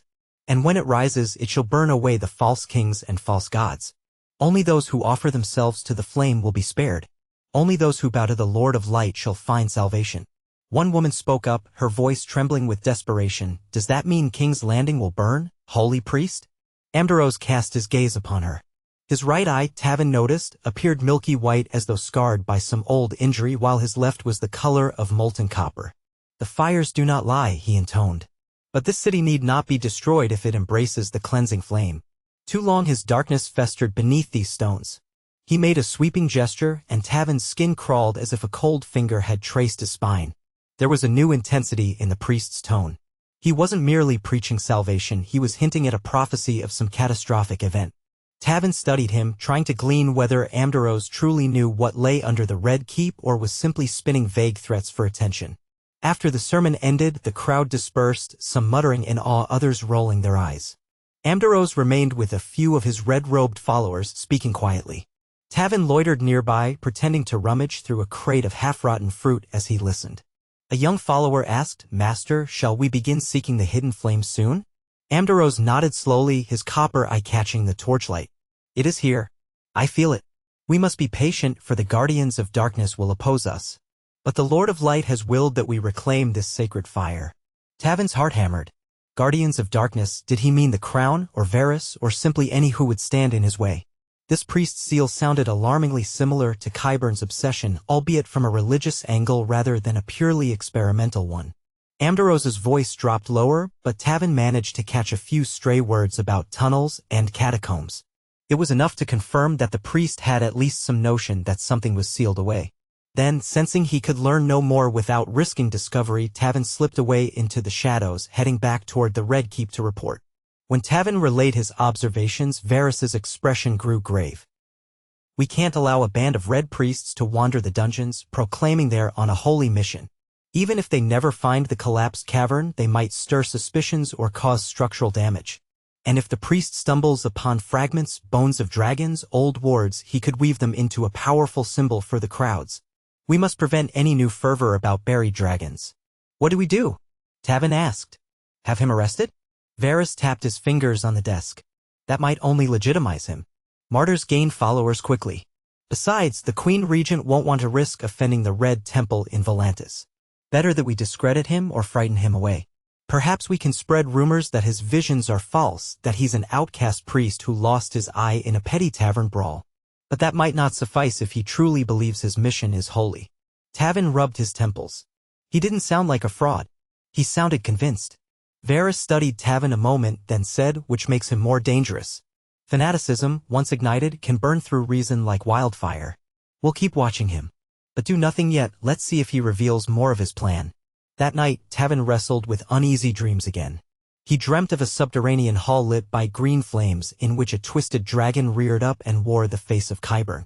In the dream, Amdarose stood on a ledge, chanting in a language Tavin didn't understand, beckoning the creature forth. Tavin woke in a cold sweat, realizing that the collision of zealotry and monstrous secrets could wreak havoc if unchecked. In the following days, Varys's network brought more news. Amdarose the Burning Eye was gathering an eclectic crowd. While some folk dismissed him as another street corner prophet, others whispered that his visions were frighteningly specific. He described corridors of black stone, wards of ancient power, and a pulse of living flame, which he claimed to sense every time he walked near the Red Keep. A few men who had once served Qyburn, minor assistants who'd evaded the fiasco in the caverns, were seen listening to Amdarose from the fringe of his congregation. Late one afternoon, Tavin followed a pair of those men through the backstreets. He recognized them by the distinctive shape of their ears, partially singed during that final confrontation with the beast. The pair entered a cheap tavern, where Tavin, adopting a casual swagger, trailed them at a distance, taking a seat near enough to overhear. Their hushed conversation confirmed his worst suspicions. One said Qyburn knew the monster was real. "So maybe this red priest is right about it still being down there, or something like it. If we can find a way to dig it out." "Are you mad?" hissed the other. Did you forget how it destroyed half our group? If it's still alive, eh? The priest says the Lord of Light can tame it. That it's destined to be a vessel of holy fire. Think what that would mean for us if we helped bring it forth. We'd be at the side of a new power. No one would dare cross us. They spoke in low voices, half-drunk on ale and ambition. Tavin's heart sank. This wasn't just religious fervor, it was opportunistic greed, the same driving force that had spurred Qyburn to risk everything. Now they found a spiritual excuse to keep chasing the dream of harnessing a dragon's power. If they allied with the Red Priest, who believed in the might of fire as a divine force, they might indeed attempt to excavate some hidden path into the collapsed cavern. Tavin left the tavern quietly, returning to the keep. He found Varys in his chambers, scrutinizing a map of King's Landing for potential weak points. As Tavin relayed what he'd heard, Varys's brow furrowed with concern. "This is worse than I feared," he murmured. "If Amdaros has Qyburn's men whispering in his ear, he may become even more convinced of his mission. And with those men's knowledge, albeit incomplete, he might actually attempt an expedition into the lower levels." "How do we stop him?" Tavin asked. "We can't risk letting them open a path to that creature. Or even to its bones. It's too dangerous." Varys let out a long breath. "I believe it's time for a more direct approach. We'll confront Amdaros privately. Perhaps we can persuade him that his quest is folly. Failing that, we might have to resort to illusions or threats. Threats from us might only strengthen his resolve," Tavin said. "He'll see us as agents of darkness." Varys offered a thin smile. But we know a bit about illusions, do we not? Let me think on this. There may be a way to discourage a Red Priest without resorting to open violence. Perhaps if he believes some greater power has commanded him to abandon his search." 2 nights later, Varys put a plan into motion. Under the cover of darkness, Tavin led a small group of Varys's most trusted whisperers into the deserted courtyard near the old Dragon Pit ruins, high on Visenyaz Hill. Long ago, the Dragon Pit had housed Targaryen dragons. It now stood in crumbling disrepair, a relic of a more glorious age. Citizens avoided the place, claiming it was haunted. That made it the perfect stage for what Varys intended. Varys had learned that Amdaros often ventured alone to the Dragon Pit at night, perhaps drawn by its history of dragons. The Red Priest seemed to believe that if he prayed there, Lawler might grant him clarity about the city's hidden flame. So Varys arranged a little show. He stationed his people in the shadows, armed with torches ready to be ignited at key moments, and used old knowledge gleaned from pyromancers about how to create brief bursts of bright flame. The idea was to make it appear as if some fiery spirit, or perhaps the Lord of Light himself, was sending a warning. Tavin, nerves on edge, stood with Varys behind a broken column, peering through a gap. They waited for Amdaros to arrive. Sure enough, near midnight, the sound of soft footfalls echoed in the courtyard. The priest appeared in his flowing red robes, alone, staff in hand. He paused near a collapsed archway and lifted his face to the moonlight, murmuring prayers in a foreign tongue. Varys signaled, and one of the whisperers ignited a hidden brazier. Flame flared up, crackling in the dark. Amdaros started, stepping back, staff raised. Another whisperer triggered a small cluster of wildfire-laced kindling that sent a column of flame briefly shooting skyward. The courtyard glowed with sudden, otherworldly fire, dancing shadows across the priest's startled face. Then, from behind the column, Varys projected his voice in a low, hollow tone, using a small speaking horn crafted for illusions. He spoke in the common tongue, but he laced his words with as much mystical gravitas as he could muster. "Amdaros, you dare trespass. The flame you seek is cursed. Return to Volantis. Turn away from this path, lest you be consumed." The Red Priest's eye widened, his milky white scarred eye seeming to flare in the shifting light.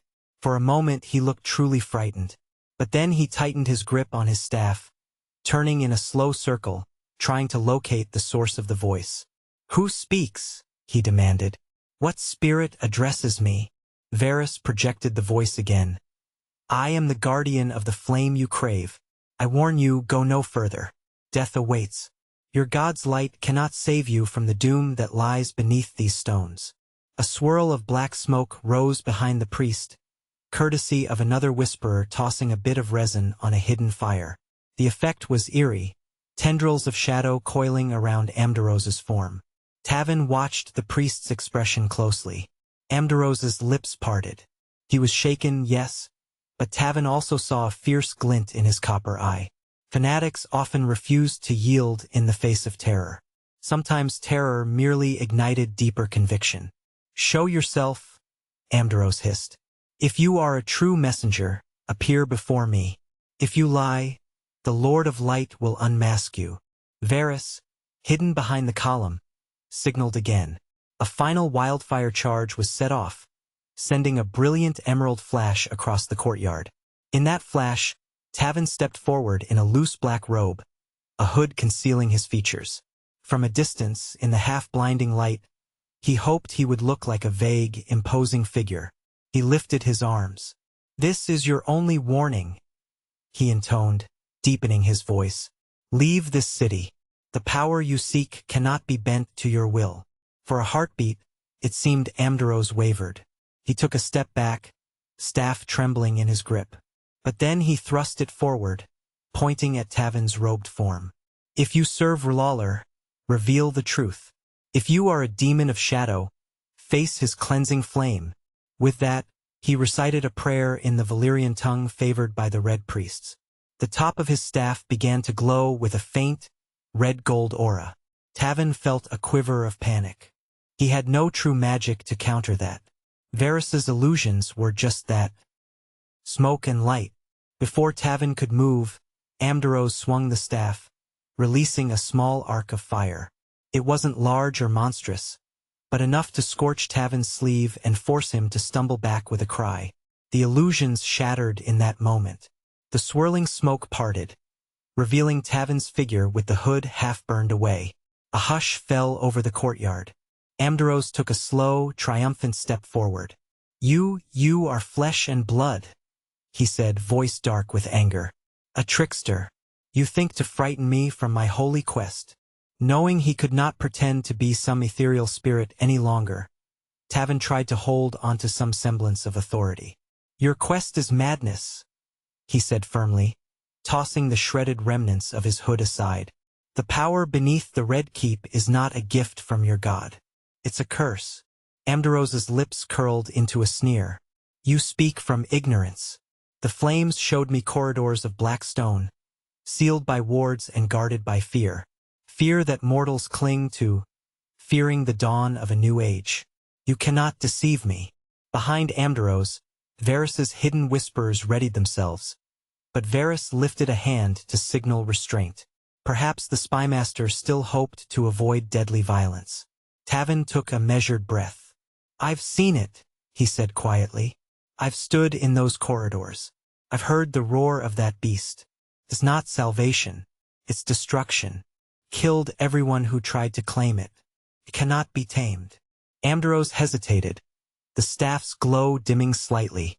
"If you have truly beheld the creature, then the Lord of Light has guided you there, so you might guide me as well." Tavin shook his head. "I led no one. It was Qyburn." Amdaros scoffed. "I've heard the name. A man dabbling in arcane arts, yes, but lacking true faith. I am different. Through R'hllor's blessing, I can quell the beast's darkness. In my visions, I saw a flame that cannot be extinguished, a living conflagration. That is no mere monster. That is divine wrath and redemption in one. You would do well not to stand between it and its destiny." Tavin felt a knot of frustration tighten inside him. Reasoning with zealots was often futile. Still, he tried once more. "If you continue, you'll only succeed in causing devastation. You and those you lead will die, and you might tear down half the city in the process." A flicker of doubt passed across the priest's face, but his conviction won out. There can be no new world without sacrifice. Step aside or become part of the old order that must be purged. He turned sharply, intending to leave the courtyard. But at that moment, Varys emerged from the shadows, stepping forward into the dying light of the wildfire. He had discarded any illusions, choosing to confront Amdaros with calm authority. "My dear priest," he said softly, "your determination is admirable, but you do not comprehend the forces at play. I, too, have been there, in the Blackstone Labyrinth. If you try to dig or break through the collapsed tunnels, you will fail. The entire foundation of the keep stands above it. And if by some miracle you succeed, you'll only unleash death upon yourself and the city." Amdaros regarded Varys with a measured stare. "You are the master of whisperers. I have heard rumors of you, how you excel at secrets and manipulation. You think to turn me aside with half-truths? Varys's expression remained serene. I speak to save innocent lives. King's Landing has suffered enough from misguided ambition. You serve a king, Ambrose spat, but I serve the Lord of Light. I do not bow to mortal crowns. The time is coming when all false thrones will burn. If the city must face judgment, so be it. If you cannot see the divine plan, then stand aside. Tavin tensed, expecting Varys to signal the whisperers to subdue the priest. But Varys only sighed, sadness lining his face. Then you give me no choice. He inclined his head at Tavin. Come. We must depart. Ambrose frowned as if suspecting a trick. But Varys did not strike. He merely turned and walked away, Tavin at his side, leaving the stunned priest in the flickering gloom. They vanished down a side passage before Ambrose could gather himself to follow. The handful of whisperers melted into the deeper shadows, leaving the Red Priest alone. When Varys and Tavin finally emerged onto the quiet, moonlit street beyond the dragon pit, Tavin's voice trembled with frustration. Why did we let him go? He's going to keep stirring trouble. Varys pressed his lips together. Killing him outright would only risk turning him into a martyr. Driving him away through illusions failed. We must act more cleverly. They returned to the Red Keep in silence, each lost in uneasy thoughts. Tavin expected an immediate next step, perhaps a more elaborate plan to frame Ambrose for a crime or to incite the commoners against him. But the following day Varys remained curiously pensive. He spoke only of normal affairs, instructing Tavin to gather updates on trade negotiations and house rivalries. If Tavin began to question whether Varys was growing reluctant or indecisive, he did not voice it. He trusted that the spy master had not given up but was searching for a surer method. That evening, Varys summoned Tavin to his private solar. There, by the glow of a single lamp, Varys unrolled a dusty old map. Tavin recognized some markings as references to tunnels under the Red Keep. A faint tang of musty parchment wafted up. Varys ran a finger along a cluster of lines that converged beneath the keep's eastern walls.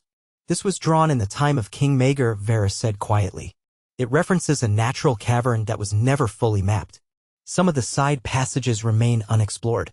If Ambrose were cunning, he might try to approach the sealed cavern from that route rather than smashing through the collapsed tunnel. Though the records say it's unstable, who can say what a group of determined zealots might attempt? Tavin frowned at the map. Then we must seal those passages too. Varys nodded, but in such a way that it seems natural to avoid drawing attention. I'll arrange for repairs and expansions in the cellars. We'll quietly reinforce walls, close off entry points, and label them as dangerous collapses. Meanwhile, we'll keep watch on Ambrose. Days slipped by in a tense dance of concealment and preparation. Workmen loyal to Varys, or at least indebted to him, descended into the keep's lower levels under the guise of routine maintenance. They reinforced certain passageways with fresh stone, placed new metal gates, and caused controlled cave-ins where needed. Each day, Tavin prayed that Ambrose wouldn't launch a sudden expedition before these measures were complete. But the priest seemed to be biding his time, perhaps gathering more followers and resources. Tavin continued keeping an ear to the ground. He posed as a pilgrim in red garb one afternoon, attending one of Amdrose's sermons. The priest spoke grandly of the Day of Flame, promising it was close at hand, though he never spelled out how it would manifest.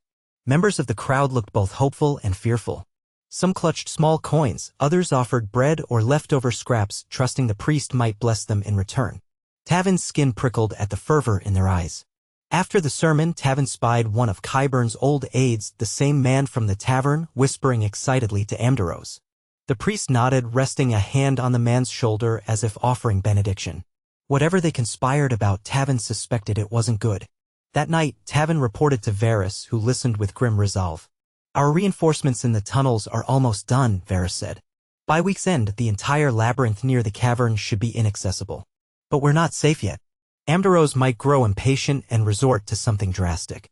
Tavin rubbed his eyes, weary. Like inciting the people to riot, forcing the crown's hand, or attacking some portion of the keep to find an entrance? Exactly, said Varys. We must remain vigilant.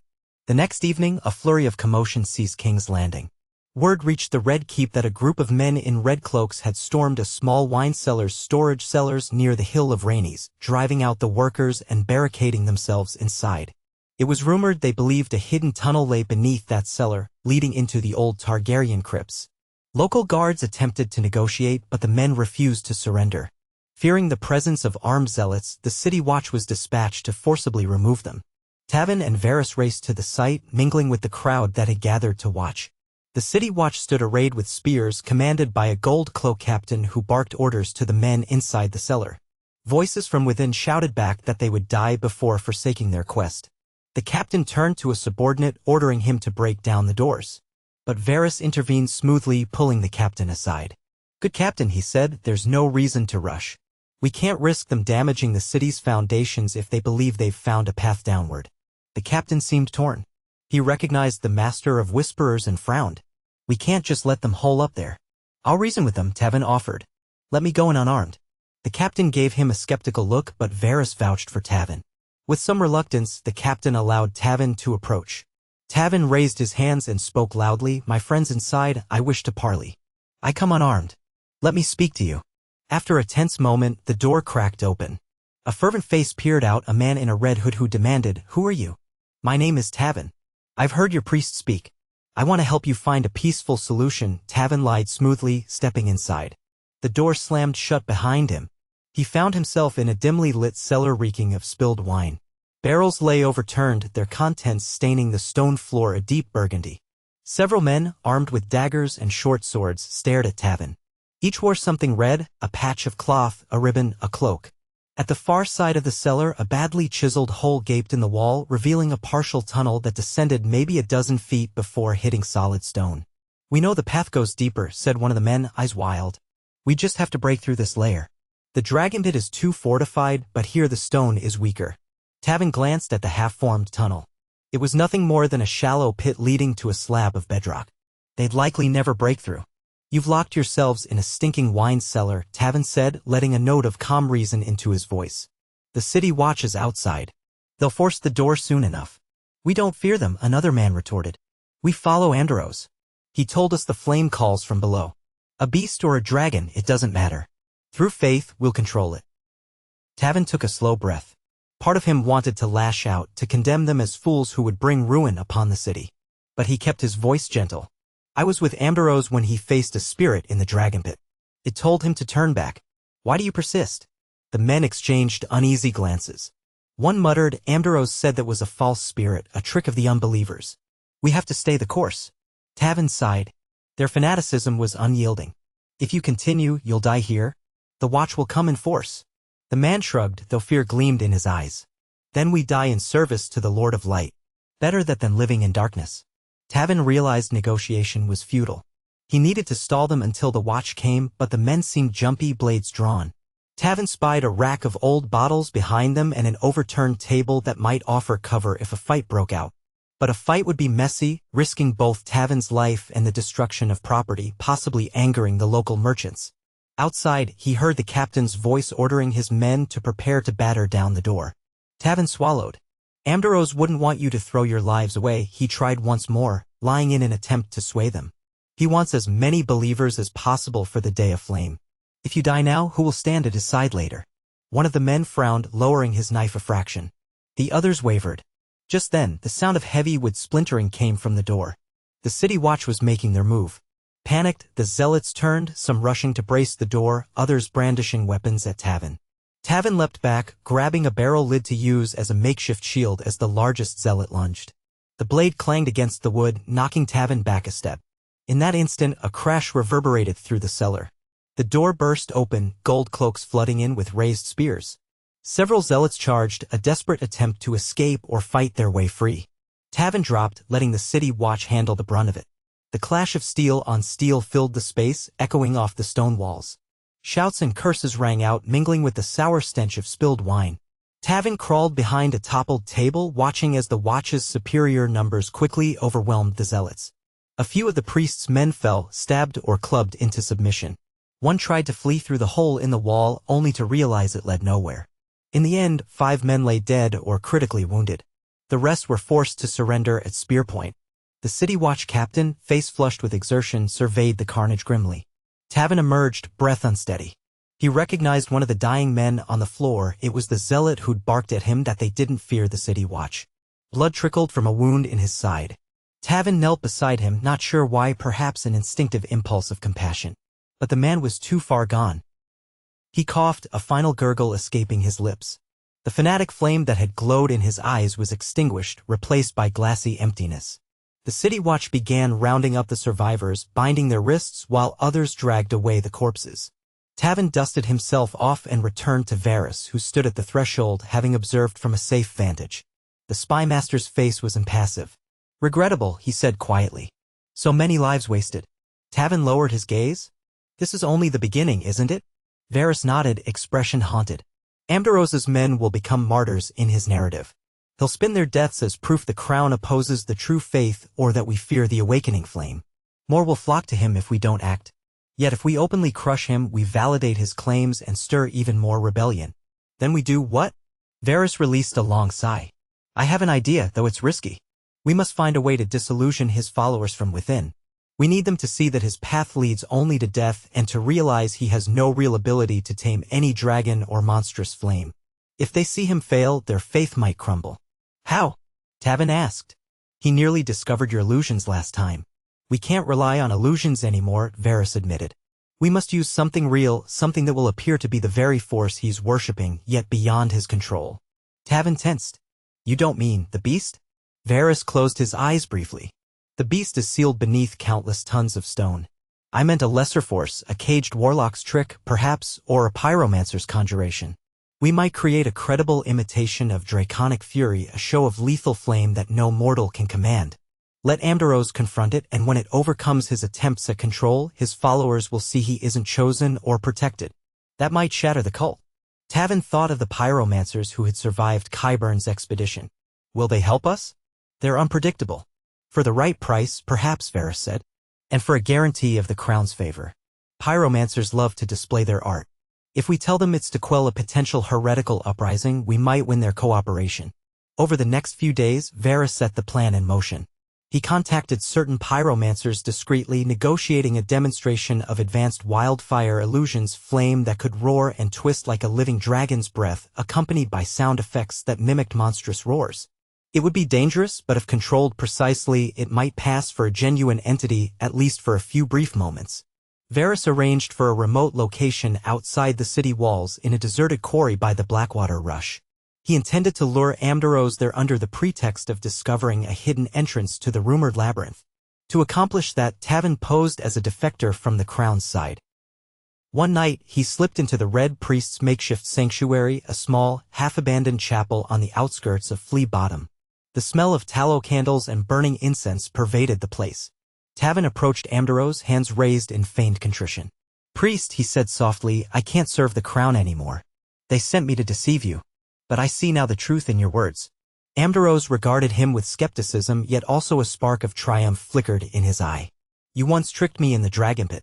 Why should I believe you now?" Tavin let his voice tremble convincingly. "Because I've witnessed their betrayal. The crown doesn't care about the people, only power. I heard them speak of blocking every tunnel, burying the beast so no one can claim it. I thought they wanted to protect the city, but all they want is to hoard power for themselves. They plan to kill you if you come too close. You speak as though you know a better way." Tavin nodded, stepping closer so only Amdoros could hear. "In my searching, I found references to an ancient quarry on the outskirts. Rumor says it connects to the old Valyrian stone beneath the city. If you can break through there, you might bypass their barriers entirely." Amdoros studied Tavin's face, searching for deceit. Tavin tried to look earnest, letting just enough bitterness show. "I no longer wish to serve Varys's lies," he added. "He tried to use illusions before. But this is real. Come see for yourself." After a tense moment, Amdoros inclined his head.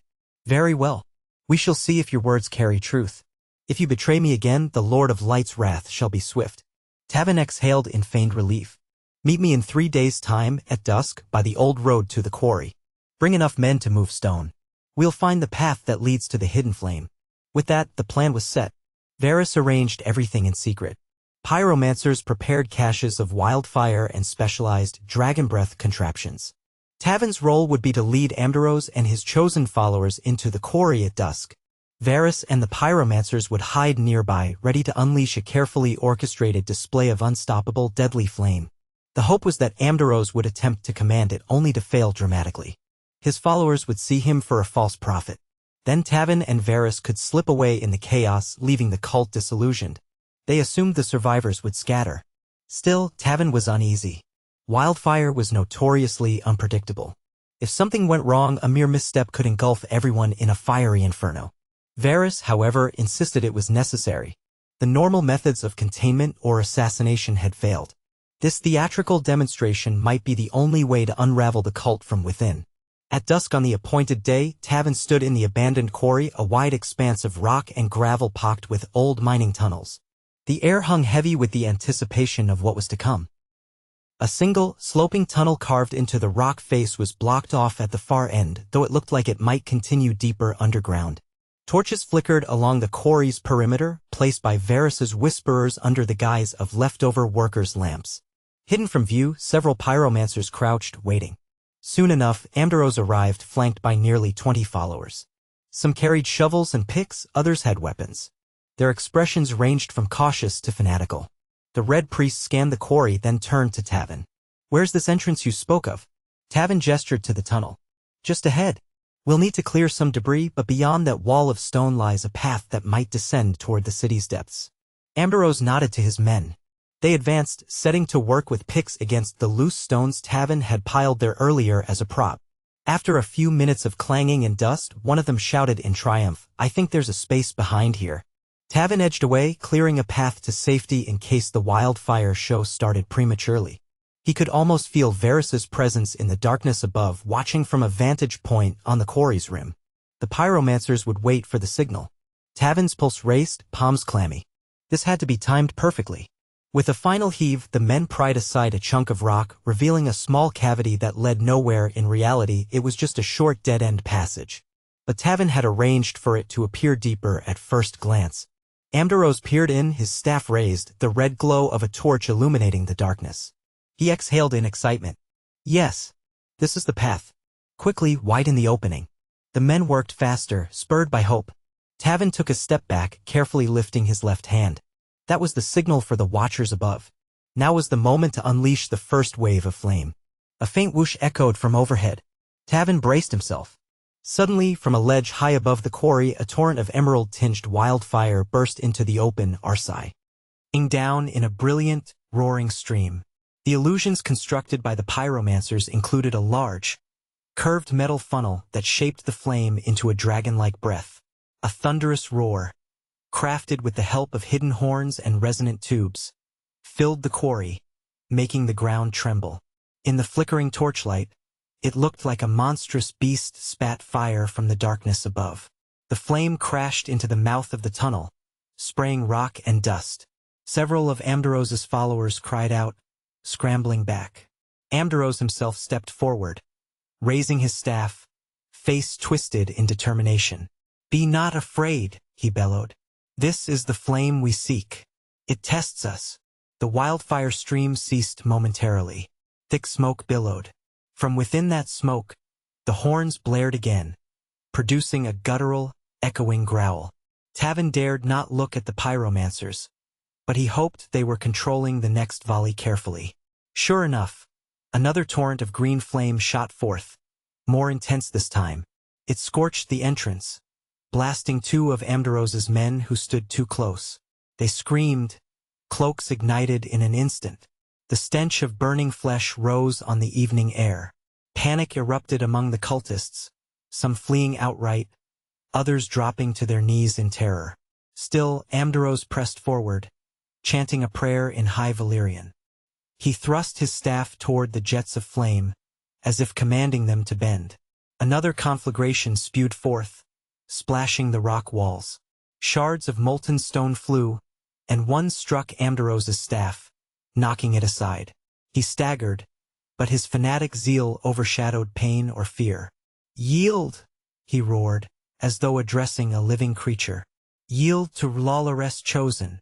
Tavin watched, both horrified and fascinated. This was precisely what Varys had planned. A demonstration that no human could tame this false dragon fire. But a kernel of worry gnawed at Tavin's mind.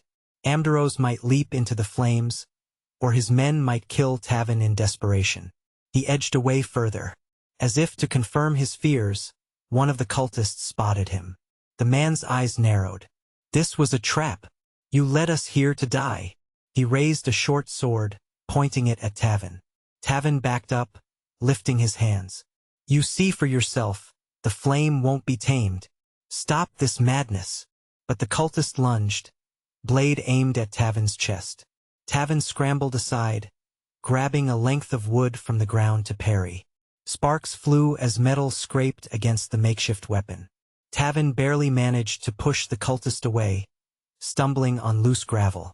Above them, the wildfire cannon roared again. The next stream of flames smashed into the rock ledge near the tunnel, and the entire area shook violently. Stones rained down. Dust choked the air. Tavan heard screaming from multiple throats. Through the haze, he caught a glimpse of Amdaros, cloak alight at the hem, still chanting wildly. Another cultist rushed to extinguish the flames on Amdaros's robe. The cultist attacking Tavan slashed again, forcing Tavan to duck. Tavan sidestepped, jabbing with his piece of wood, but the man avoided it easily. Suddenly, a boulder dislodged by the explosion came crashing down, striking the cultist squarely on the shoulder. He cried out, collapsing with a sickening thud. Tavan leapt back, heart pounding, uncertain if the man was dead or just injured. He had no time to check. Flames whirled across the quarry, bright tongues of green licking up the stone walls. "Stop this!" Amdaros screamed, voice hoarse. "I command you." There was no answer but a deeper, reverberating roar from the concealed horns. The pyromancers were leaning into the show, letting the noise build to a crescendo. Jets of flame blasted craters in the ground, sending shards of rock flying. Tavan shielded his face, feeling the heat singe his eyebrows. Across the quarry, cultists broke ranks, running in all directions. Some dashed for the open, only to be struck by flaming debris or pinned by falling rocks. Amdaros, coughing in the smoke, staggered toward Tavan. His staff was gone, presumably lost in the chaos. His robes were torn and singed. Soot streaked his face. Yet there was still wild defiance in his eyes. "What have you done?" he rasped, as though Tavan personally had summoned this inferno. "You claim to stand against darkness, yet you unleash this unholy flame." Tavan shouted over the roar, "This is your doing, priest. You insisted on waking a power you cannot control. Behold the truth, it does not serve you." Amdaros stared at the raging flames, trembling. For an instant, Tavan thought he might fall to his knees, renounce his madness. But with a half-sob, the priest lurched forward, stumbling toward the largest concentration of green fire. Tavan realized with horror he meant to prove his faith by walking into it. "No!" Tavan cried. He lunged, grabbing Amdaros's arm. The priest swung a backhand, striking Tavan's jaw and knocking him to the ground. Pain flared in Tavan's head, bright sparks dancing in his vision. Through blurred eyes, he saw Amdaros continue on, arms outstretched as if to embrace the lethal flames. Then a final geyser of wildfire erupted, a pillar of searing green that consumed the priest's figure. Tavan heard a single, blood-chilling scream before it was cut short. The glow intensified, momentarily blinding everyone. When it dissipated, Amdaros was gone, nothing but ash and cinders drifting in the superheated air. A stunned silence fell. The horns ceased their roaring. The next wave of flame did not come. Whatever illusions had been rigged, the pyromancers had concluded their demonstration. Tavan struggled to his feet, ears ringing, chest heaving for breath. He looked around. Those cultists who survived stared in horror at the place where their priest had been. Some collapsed to their knees, sobbing, others broke and fled the quarry altogether. Tavan caught a glimpse of Varys high above, perched on the quarry's edge, giving a subtle nod. The plan had worked, albeit with a brutality that Tavan found sickening. The cult was broken, its leader immolated before their eyes, shown to be powerless. Nothing remained for them to rally around. A few pyromancers moved to contain the lingering flames, ensuring they wouldn't spread uncontrollably. Smoldering rocks hissed in the night air. Slowly, Tavan picked his way through the debris, ignoring the wails of the dying. He couldn't help them now, this was a battlefield of sorts, and he lacked the means to save them. Those who could walk limped away, eyes vacant. Others lay still, swallowed by their own fanatic dreams. It was a grim testament to how swiftly obsession could devour a man's life. Finally, Tavan climbed a narrow path to the top of the quarry where Varys waited with a hood drawn up. The spymaster's gaze swept the devastation below, unreadable. "This was necessary," he said softly, as though trying to convince himself as much as Tavan. Tavan wiped blood from his lip, wincing. "I know. But it was terrible." Varys offered a sad nod. "Indeed. Yet if Amdaros had reached the true beast beneath the city, assuming it still even lives, this carnage would pale by comparison. The cost would have been unimaginable. Now, at least, his cult is shattered. They won't be seeking any tunnels soon." They stood there a moment longer, letting the wind carry away the acrid smoke. Then, with a weary motion, Varys turned. "We should go." The Crown has plausible deniability about this entire event. If asked, we can say we heard rumors of fanatics gathering outside the city and that a tragic accident with wildfire occurred. Tavin followed, the weight of what they'd done pressing on his shoulders. He understood the necessity, but he also felt a profound sense of mourning for the lives lost. Even Ambrose had been a man driven by faith, however misguided. Tavin wondered if any force in the world could have turned him from his obsession before it ended in flames. Over the next week, rumors swirled. Some said a red priest had tried to sacrifice himself to a demon in the old quarry. Others claimed bandits had stumbled on hidden wildfire. No one knew the full truth, and no one tied the incident conclusively to the Crown or to Varys. The cult, lacking its leader and core members, dissolved overnight. Those who survived left the city or tried to forget their involvement. Within the Red Keep, life resumed its ordinary rhythms. The Queen Regent never mentioned the fiasco. Perhaps she suspected Varys's involvement but had no proof, and might even be grateful the potential rebellion was quelled without a scandal attached to her name. The City Watch made a perfunctory report about unidentified bodies near the quarry, and that was the end of it. One evening, Tavin returned to Varys's chamber after assisting with letters to Riverrun. He found Varys alone, standing by the narrow window, gazing out at King's Landing as was his custom. For a while, they said nothing. Then Tavin approached, speaking softly. "It's done. The threat is gone. But I can't shake the feeling that something else will rise in its place." Varys nodded, half smiling. "Such is the nature of this realm, my dear Tavin. Ambition, fanaticism, greed, they spring up like weeds. We can only weed them out as they appear, hoping we keep the garden from choking entirely." Tavin's thoughts drifted to the hidden caverns below the keep, to the twisted beast they'd seen with their own eyes. "I sometimes wonder if we're only staving off the inevitable. If dragons are truly stirring across the sea, Daenerys Targaryen's brood, perhaps it's only a matter of time before that presence reignites every old legend. It might even draw attention to the possibility of hidden WIRMs here." Varys set a hand on Tavin's shoulder. "We do what we must, one step at a time. If the day comes when Daenerys and her dragons land on these shores, we'll deal with that threat or opportunity as it arises. In the meantime, our duty remains the same: protect the realm from self-destruction." Tavin nodded, feeling both a sense of acceptance and a lingering heaviness. He realized he had changed over these many weeks. He was no longer the naive scribe, forging documents for coppers. He had tasted danger and desperation and done things he never imagined he would. He was now a part of Varys's great game, burdened by secrets that most men couldn't fathom. That night, Tavin walked alone through the keep's dim corridors, eventually finding himself drawn to a certain hidden staircase, the one that led to the halfway depths beneath the fortress. He stopped at a rusted iron gate, sealed by fresh locks placed on Varys's orders. Behind it lay the labyrinth of black stone, collapsed caverns, and possibly the remnants of that monstrous dragon thing. Even with all the measures taken, Tavin felt a chill in the stale air. It was as though the place had a presence of its own, an abiding echo of the ancient Valyrian sorceries that had once shaped it. He stood there for several minutes, listening to the silence. No roars, no shifting rocks, just the faint drip of water somewhere deep in the dark. Yet he couldn't stop imagining that somewhere in the rubble a colossal heart might still beat once in a great while, or that an ember eye might flicker, waiting. A foolish fancy, perhaps, but he'd seen too much to dismiss it entirely. Eventually, he turned away and returned to the upper halls, passing through torchlit corridors until he reached his own modest chamber.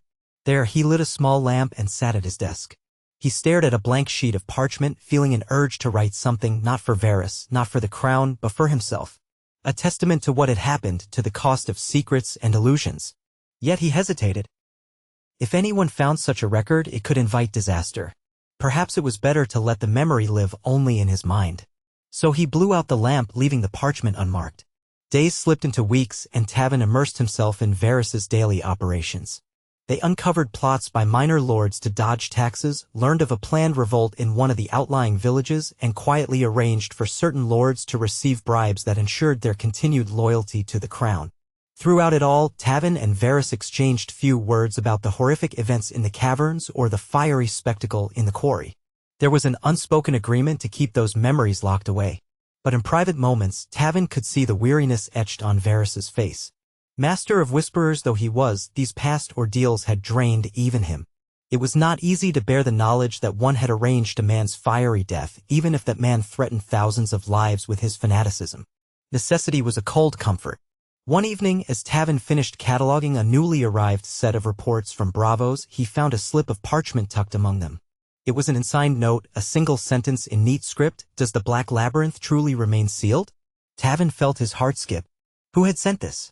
Was it a threat? A question from someone who suspected the truth? He showed the note to Varys. The spymaster's lips pursed. "Where did you find this?" "In the stack from Bravos, along with trade reports." Tavin glanced around as though the walls had ears. Could it be from one of Qyburn's old contacts? Or a new meddler altogether? Varys tapped the parchment. No signature, no watermark, no distinctive crest. This is carefully anonymous. I'll check my sources in Bravos. But it may be someone local who used the Bravosi shipment as a cover. So what do? We wait for more. One note alone doesn't reveal much. It might be someone fishing for information or an ally warning us. Keep it safe, Tavin, and watch the next shipments closely. In the following weeks, no more such notes arrived. Tavin wondered if the sender had lost interest or been silenced. The hum of daily life in King's Landing continued unabated, from the chatter of the markets to the politicking of the lords. Summer lingered, bringing scorching heat and short tempers, yet no new fanatics proclaimed a hidden flame beneath the keep, no rumored warlocks or maesters sought to reopen the sealed corridors. By all appearances, the threat had passed. Yet Tavin couldn't completely relax. He'd learned that the greatest dangers often lurked beneath the surface, waiting for the right moment to emerge. And sure enough, one sweltering afternoon, Varys summoned Tavin urgently to his chamber. The spymaster's face bore that familiar look of grave concern. "My dear boy," he said, "we may have another problem." He handed Tavin a crumpled letter, sealed with the sigil of House Celtigar, a lesser house sworn to Dragonstone. Tavin read it quickly. The letter stated that Lord Celtigar, rummaging through old records, had come across references to the wormholes of the Red Keep, suggesting they connected to lost beasts. Lord Celtigar wrote that he intended to travel to King's Landing soon, presumably to investigate these claims. Though the letter was phrased politely enough, it was clear Celtigar suspected something of real importance lay beneath the keep, and he sought advantage in uncovering it. Tavin set the letter down. So House Celtigar might poke around now. Varys nodded. They are an ancient Valyrian bloodline, though far less prominent than the Targaryens once were. This mention of wormholes in their own archives will intrigue them. If they suspect a link to dragons, they won't let it go lightly. We can't let them search. They might discover the collapsed cavern. Precisely. And Lord Celtigar is no fool, he's known for cunning. We need a strategy to dissuade him before he sets foot here. Tavin tapped his fingers on the letter.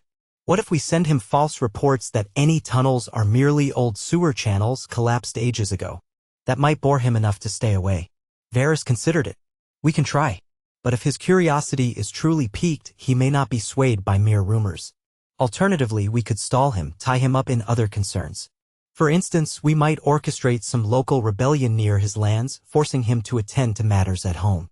That sounds extreme, Tavin said, wincing. Varys gave a gentle shrug. We do what we must. A minor uprising can be arranged, some frustrated small folk with a nudge of coin, a whispered rumor that Lord Celtigar hoards wealth while they starve. He'll have to put out that fire before he can chase illusions in the Red Keep. By then, perhaps we can reinforce the tunnels even more thoroughly. Though Tavin understood the logic, the moral weight of provoking an uprising disturbed him. But he also knew the alternative, letting a powerful lord roam the depths, risking the exposure of the ancient horror or, gods forbid, discovering a living dragon beneath the keep. In the grand scheme, it might be safer to distract Celtigar. Once again, Tavin faced the grim reality that preserving the realm's safety sometimes demanded ruthless measures. So plans were laid. Varys's whisperers traveled to the Celtigar lands, quietly seeding discontent among the small folk, stirring rumors that Lord Celtigar planned to raise taxes or confiscate farmland. Sure enough, petty riots soon broke out, forcing Lord Celtigar to remain on his island to quell them. In a letter to the crown, he politely postponed his visit to King's Landing, citing troubles at home. Tavin breathed a sigh of relief when he read those words, though the knowledge of how it had been engineered left a sour taste in his mouth. Time passed, and the city's focus shifted to a grand tournament the crown had decided to host in the capital. Knights and lords from across the realm flocked to King's Landing. The narrow streets overflowed with visitors, banners flapped from every corner, and the sounds of hammered steel and horse hooves echoed day and night. Tavin was kept busy documenting bets, registering new arrivals, and tracking rumors of potential sabotage. The chaos of the tournament overshadowed old rumors of hidden dragons. And for a while, it seemed the city might finally enjoy a stretch of normalcy. Yet on the second day of the festivities, while Tavin was managing some scribal work in the outer courtyard, he noticed a peculiar man strolling among the crowd. Dressed in dark robes embroidered with faint Valyrian glyphs, the stranger carried himself with quiet confidence. He had silver hair, braided in a style reminiscent of Esso's. Tavin's eyes flicked to him, his instincts honed by weeks of clandestine work. There was something off about this traveler. Tavin discreetly followed him, weaving through the throngs of merchants and onlookers. The man drifted past the knights' pavilions, seemingly uninterested in the justs. Instead, he paused at intervals, studying the architecture of the Red Keep from various vantage points, occasionally jotting notes in a small leather-bound book. Tavin's heart quickened. This was no ordinary tourist. He seemed to be mapping the keep's layout. When the man stopped near a corner where servants dumped refuse, Tavin approached, adopting a casual air. "New to King's Landing, friend?" he asked lightly. The man glanced up, eyes the color of pale ash, his manner poised. "Indeed. Fascinating city. So many layers to it." Tavin offered a faint smile. "The tournament draws all kinds. You look like a scholar of sorts." "An observer," the man said. His accent was cultured with a hint of Esso's. "I have an interest in old places. The Red Keep is rumored to hold secrets in its foundations." Tavin's pulse picked up. He played dumb. "Secrets? Maybe. Mostly rats and dust, I'd wager." The man's lips curved slightly. "Summit. Old dust can tell remarkable stories, if one knows how to read it." Tavin nodded slowly. "And you are?" "A traveler from Volantis," the man replied with a gracious tilt of his head. "Call me Valen. I've studied the architecture of Valyrian outposts across Essos. Now I've come to see what the Targaryens built here." Tavin summoned a polite chuckle. "You'll find little Valyrian splendor left. The Targaryens have been gone for some time. What remains is mostly overshadowed by the new kings." Valen shrugged, glancing again at the keep's walls. "One can still read the bones of a structure, even if new stone is layered over it. The foundation always whispers truths about its origin. Sometimes hidden corridors remain intact, if you know where to look." "Why the curiosity?" Tavin asked, feigning a mild interest but feeling dread coil in his gut. Valen's gaze flicked over Tavin's attire, simple but neat, perhaps marking him as a servant of the keep. "Let us say I have a scholarly fascination with all things Valyrian. The architecture, the forging arts, the ways they shaped stone and steel. And, of course, the dragons. Even long after the doom, there are echoes of their presence." Tavin forced a smile. "Dragons, yes, quite a topic. Many come to King's Landing hoping to see one, but that day is long past." Valen gave a cryptic nod. "So they say. But sometimes, history clings to a place, leaving traces that cannot be easily erased." He tucked his book into his robes. "If you'll excuse me, I must continue my observations. Good day." He walked off, leaving Tavin standing there, heart racing. Another figure from Volantis, once again intrigued by the Valyrian roots of King's Landing. Could this be a coincidence? Or had Val and come deliberately on the trail of the same rumors that had ensnared Qyburn and Amdaros? Tavin hurried to find Varys, weaving through the tournament crowds. When Tavin described Valen, Varys's expression darkened. A Volantine scholar with silver hair, braided in the old style, taking notes on the keep's layout. "This does not bode well. Shall we have him detained?" Tavin asked. Varys shook his head. "Too public. He's done nothing overtly criminal, and the Queen Regent wouldn't want to antagonize Volantis unless there was clear cause. No, we must watch him, see if he's truly a threat. Assign birds to track his movements. We'll gather intelligence on his background. Then, if needed, we'll intervene." Tavin followed Varys's instruction meticulously. Over the next days of the tournament, whisperers shadowed Valen wherever he went. They reported he spent hours in the city's library, poring over dusty tomes about Targaryen architecture. He also frequented taverns, questioning locals about the Red Keep's oldest dungeons. Occasionally, he disappeared at night, slipping into the city's darker alleys. One whisperer claimed to have seen him with a small device that could detect structural vibrations. An odd contraption possibly from the Free Cities. When Tavin relayed these findings, Varys tapped his chin thoughtfully. He might try to bribe the keep stewards or guards for access. We should warn them to refuse any such offers, politely but firmly. That same evening, Tavin wandered through the torchlit corridors of the keep, double-checking doors and gates that led to the lower levels. He passed the new, sturdy locks that sealed the labyrinth. The stone reinforcements stood firm, though Tavin wondered if skilled engineers from Volantis might find a workaround. For all they'd done, it was still possible that a determined mind could unravel the puzzle. Near midnight, a hush settled over King's Landing as revelers from the tournament retired for the night. Tavin was about to head to his chamber when he heard a faint scuff of footsteps behind him. He spun, heart-pounding, expecting a lurking assassin. But it was Valyrian stepping out of an alcove, arms folded casually. "Pardon me," he said quietly, "I seem to have lost my way. These corridors all look alike at night." Tavin forced calm. "Visitors aren't usually permitted in this part of the keep. May I help you find your guest quarters?" Valyrian stepped closer, his silver hair catching the dim lantern light. "You're the man I spoke to earlier. Interesting to meet you here, so far from the main halls. Might you be on some private errand?" Tavin set his jaw. "I serve as an attendant. I was checking to ensure the doors are locked. Security for the tournament, you know?" Valyrian's gaze flicked to the thick, newly installed locks on the heavy door at the corridor's end. "This door in particular seems quite secure. What lies beyond?" Tavin maintained a neutral expression. "Storage chambers, old archives. Mostly neglected." "Neglected indeed." Valyrian studied the door. "Yet it looks as if these locks were installed recently. New metal, fresh bolts. Odd that someone would take pains to secure dusty storage." "Is it?" Tavin said coolly. "Perhaps the crown has reason to keep certain records safe from prying eyes." Valyrian inclined his head in a gesture of acknowledgement. "Or perhaps something else is hidden there. I've heard rumors. The Red Keep's foundations are older than King Aegon's conquest, steeped in Valyrian craft. One wonders what might be found if one could descend far enough."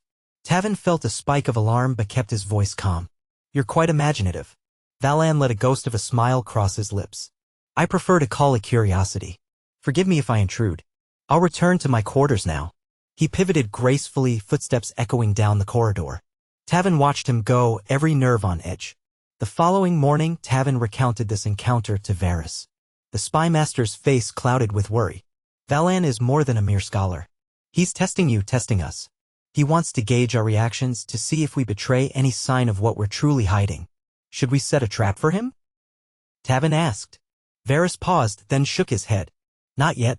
Trapping him inside the keep would provoke a diplomatic incident if he has influential patrons in Volantis. We should continue to watch him. Perhaps we can lure him away with false rumors, an easier route to the Valyrian foundations outside the city or in the Dragon Pit ruins. Keep him chasing ghosts while we safeguard the real location." Tavin nodded in agreement, though a knot of anxiety lodged in his chest. They had played this game before, deliberate misdirection, illusions, anything to steer away curious minds. But it seemed a never-ending cycle. The city's hidden beast, real or presumed, was like a magnet for the ambitious, the devout, the curious. How many times could they dissuade intruders before one succeeded? Varys's plan for Valyrian was put into action that same day. Whispers reached the Volantine scholar that local diggers had unearthed black Valyrian stone in a ravine near the Rosby Road. Tavin, as arranged, let slip in a tavern that the find might lead to an underground chamber. Valyrian took the bait, departing King's Landing for Rosby with a hired escort. With him gone, the tournament concluded peacefully. The roads cleared and King's Landing exhaled a collective sigh of relief. Yet Varys knew this was only a temporary reprieve. Valyrian might discover the rumor was false and return.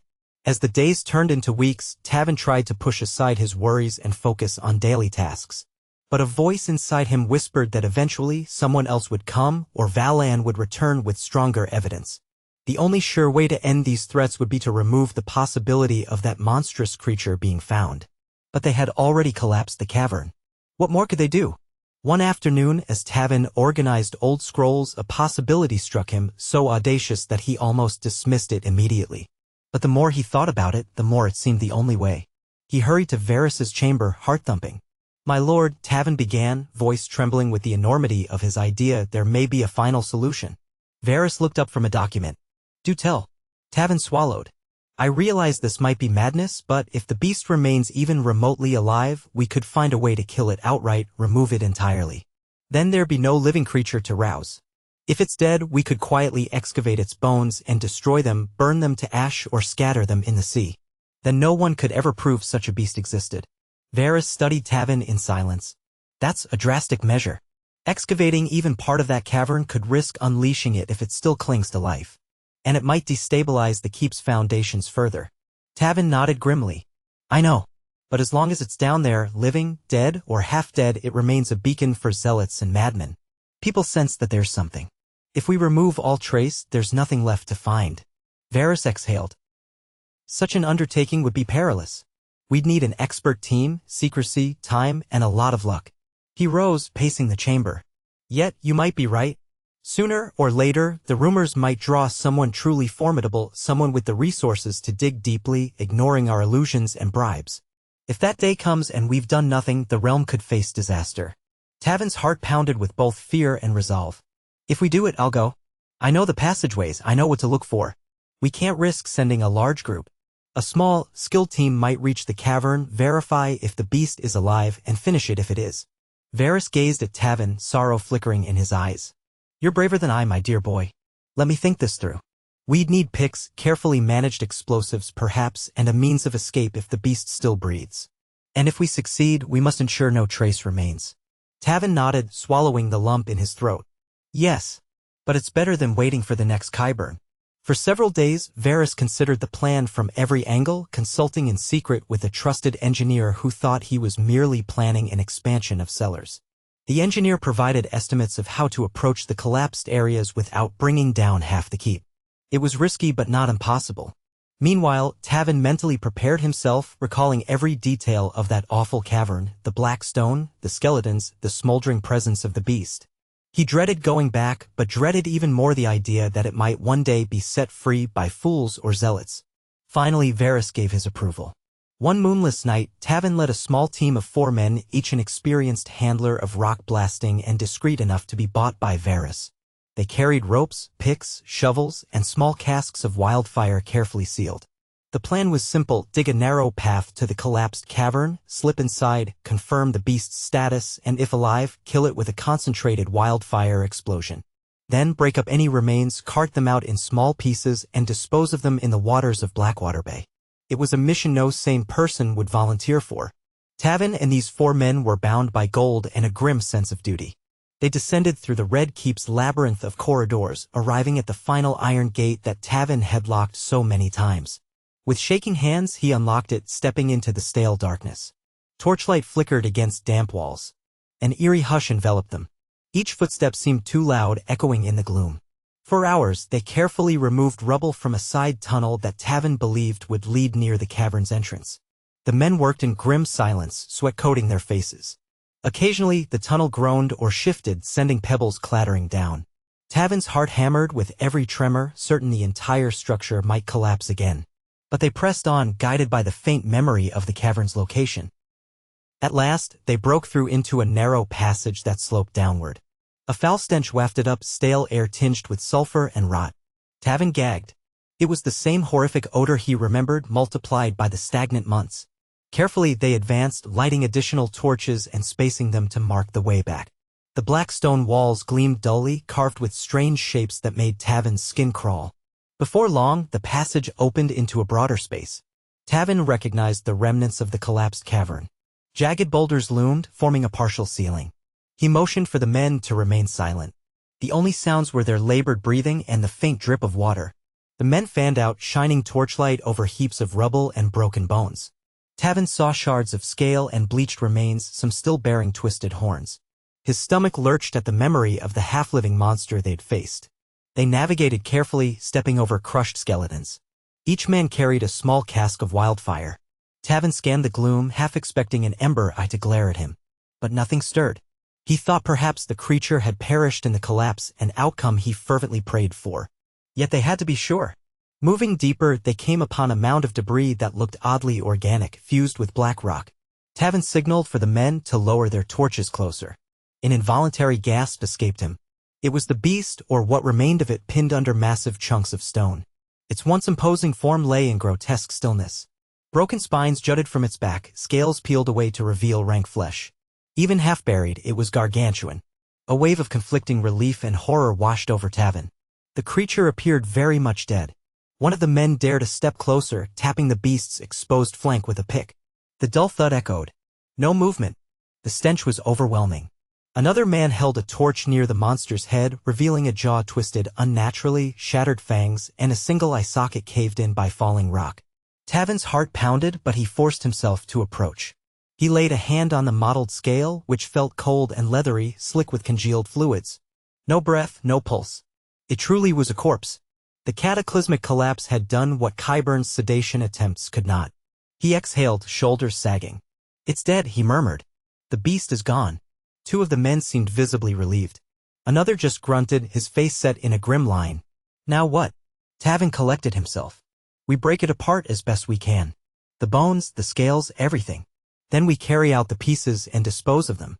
We'll detonate the wildfire to seal this cavern for good." So began a nightmarish task. The men hammered at the corpse, prying scales loose, cracking the monstrous bones. The stench made them retch repeatedly. Even wearing cloth over their noses, they could hardly stand it. At times, they used small charges of black powder to sever heavier limb bones.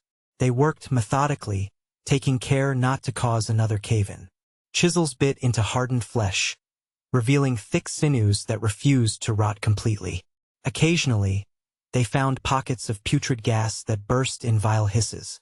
The men cursed and prayed in equal measure, but they pressed on under Tavin's grim leadership. Piece by piece, they loaded the remains into sturdy sacks, each man carrying as much as he could bear. By the time they finished, their clothes were soaked with sweat and filth, their eyes bleary from torch smoke. Tavin himself felt half dead with exhaustion and revulsion, but a strange sense of closure buoyed him. They had done it, truly exorcised this ancient horror from the city's depths. The final step was to place the wildfire casks strategically around the cavern. They arranged them in corners where the blasts would cause rockfalls, further sealing any passages. Tavin and the men then made their way back, each carrying a portion of the monstrous remains. At the threshold, Tavin paused and lit a long fuse connected to the wildfire. Then he rushed to join the others, hearts pounding, as they fled up the passageway. Behind them, a series of muffled blasts rumbled, the ground shaking. A rush of hot air whooshed through the tunnel. Dust and debris rained down. Tavin and his companions stumbled onward, covering their heads.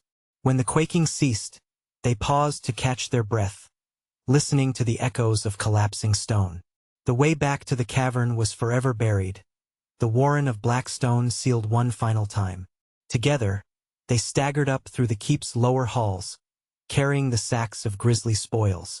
They emerged into a side courtyard where a closed wagon awaited. Two of Varys's agents stood guard, ensuring no prying eyes lurked. With a shudder, Tavin and the men transferred the sacks into the wagon, covering them with a tarp. The men, pale and hollow-eyed, accepted their payment in silence. They parted ways, no doubt hoping to drown their memories in wine and forget the horror. Tavin climbed onto the wagon's bench, taking the reins. He guided the horses through the quiet streets of King's Landing, sticking to back alleys until he reached a secluded pier on the Blackwater Rush. Dawn was just breaking, painting the sky in pale hues. The city's inhabitants still slept, oblivious to the macabre cargo passing by. At the pier, Tavin unloaded the sacks onto a small boat. He rowed out into the bay, away from prying shore eyes.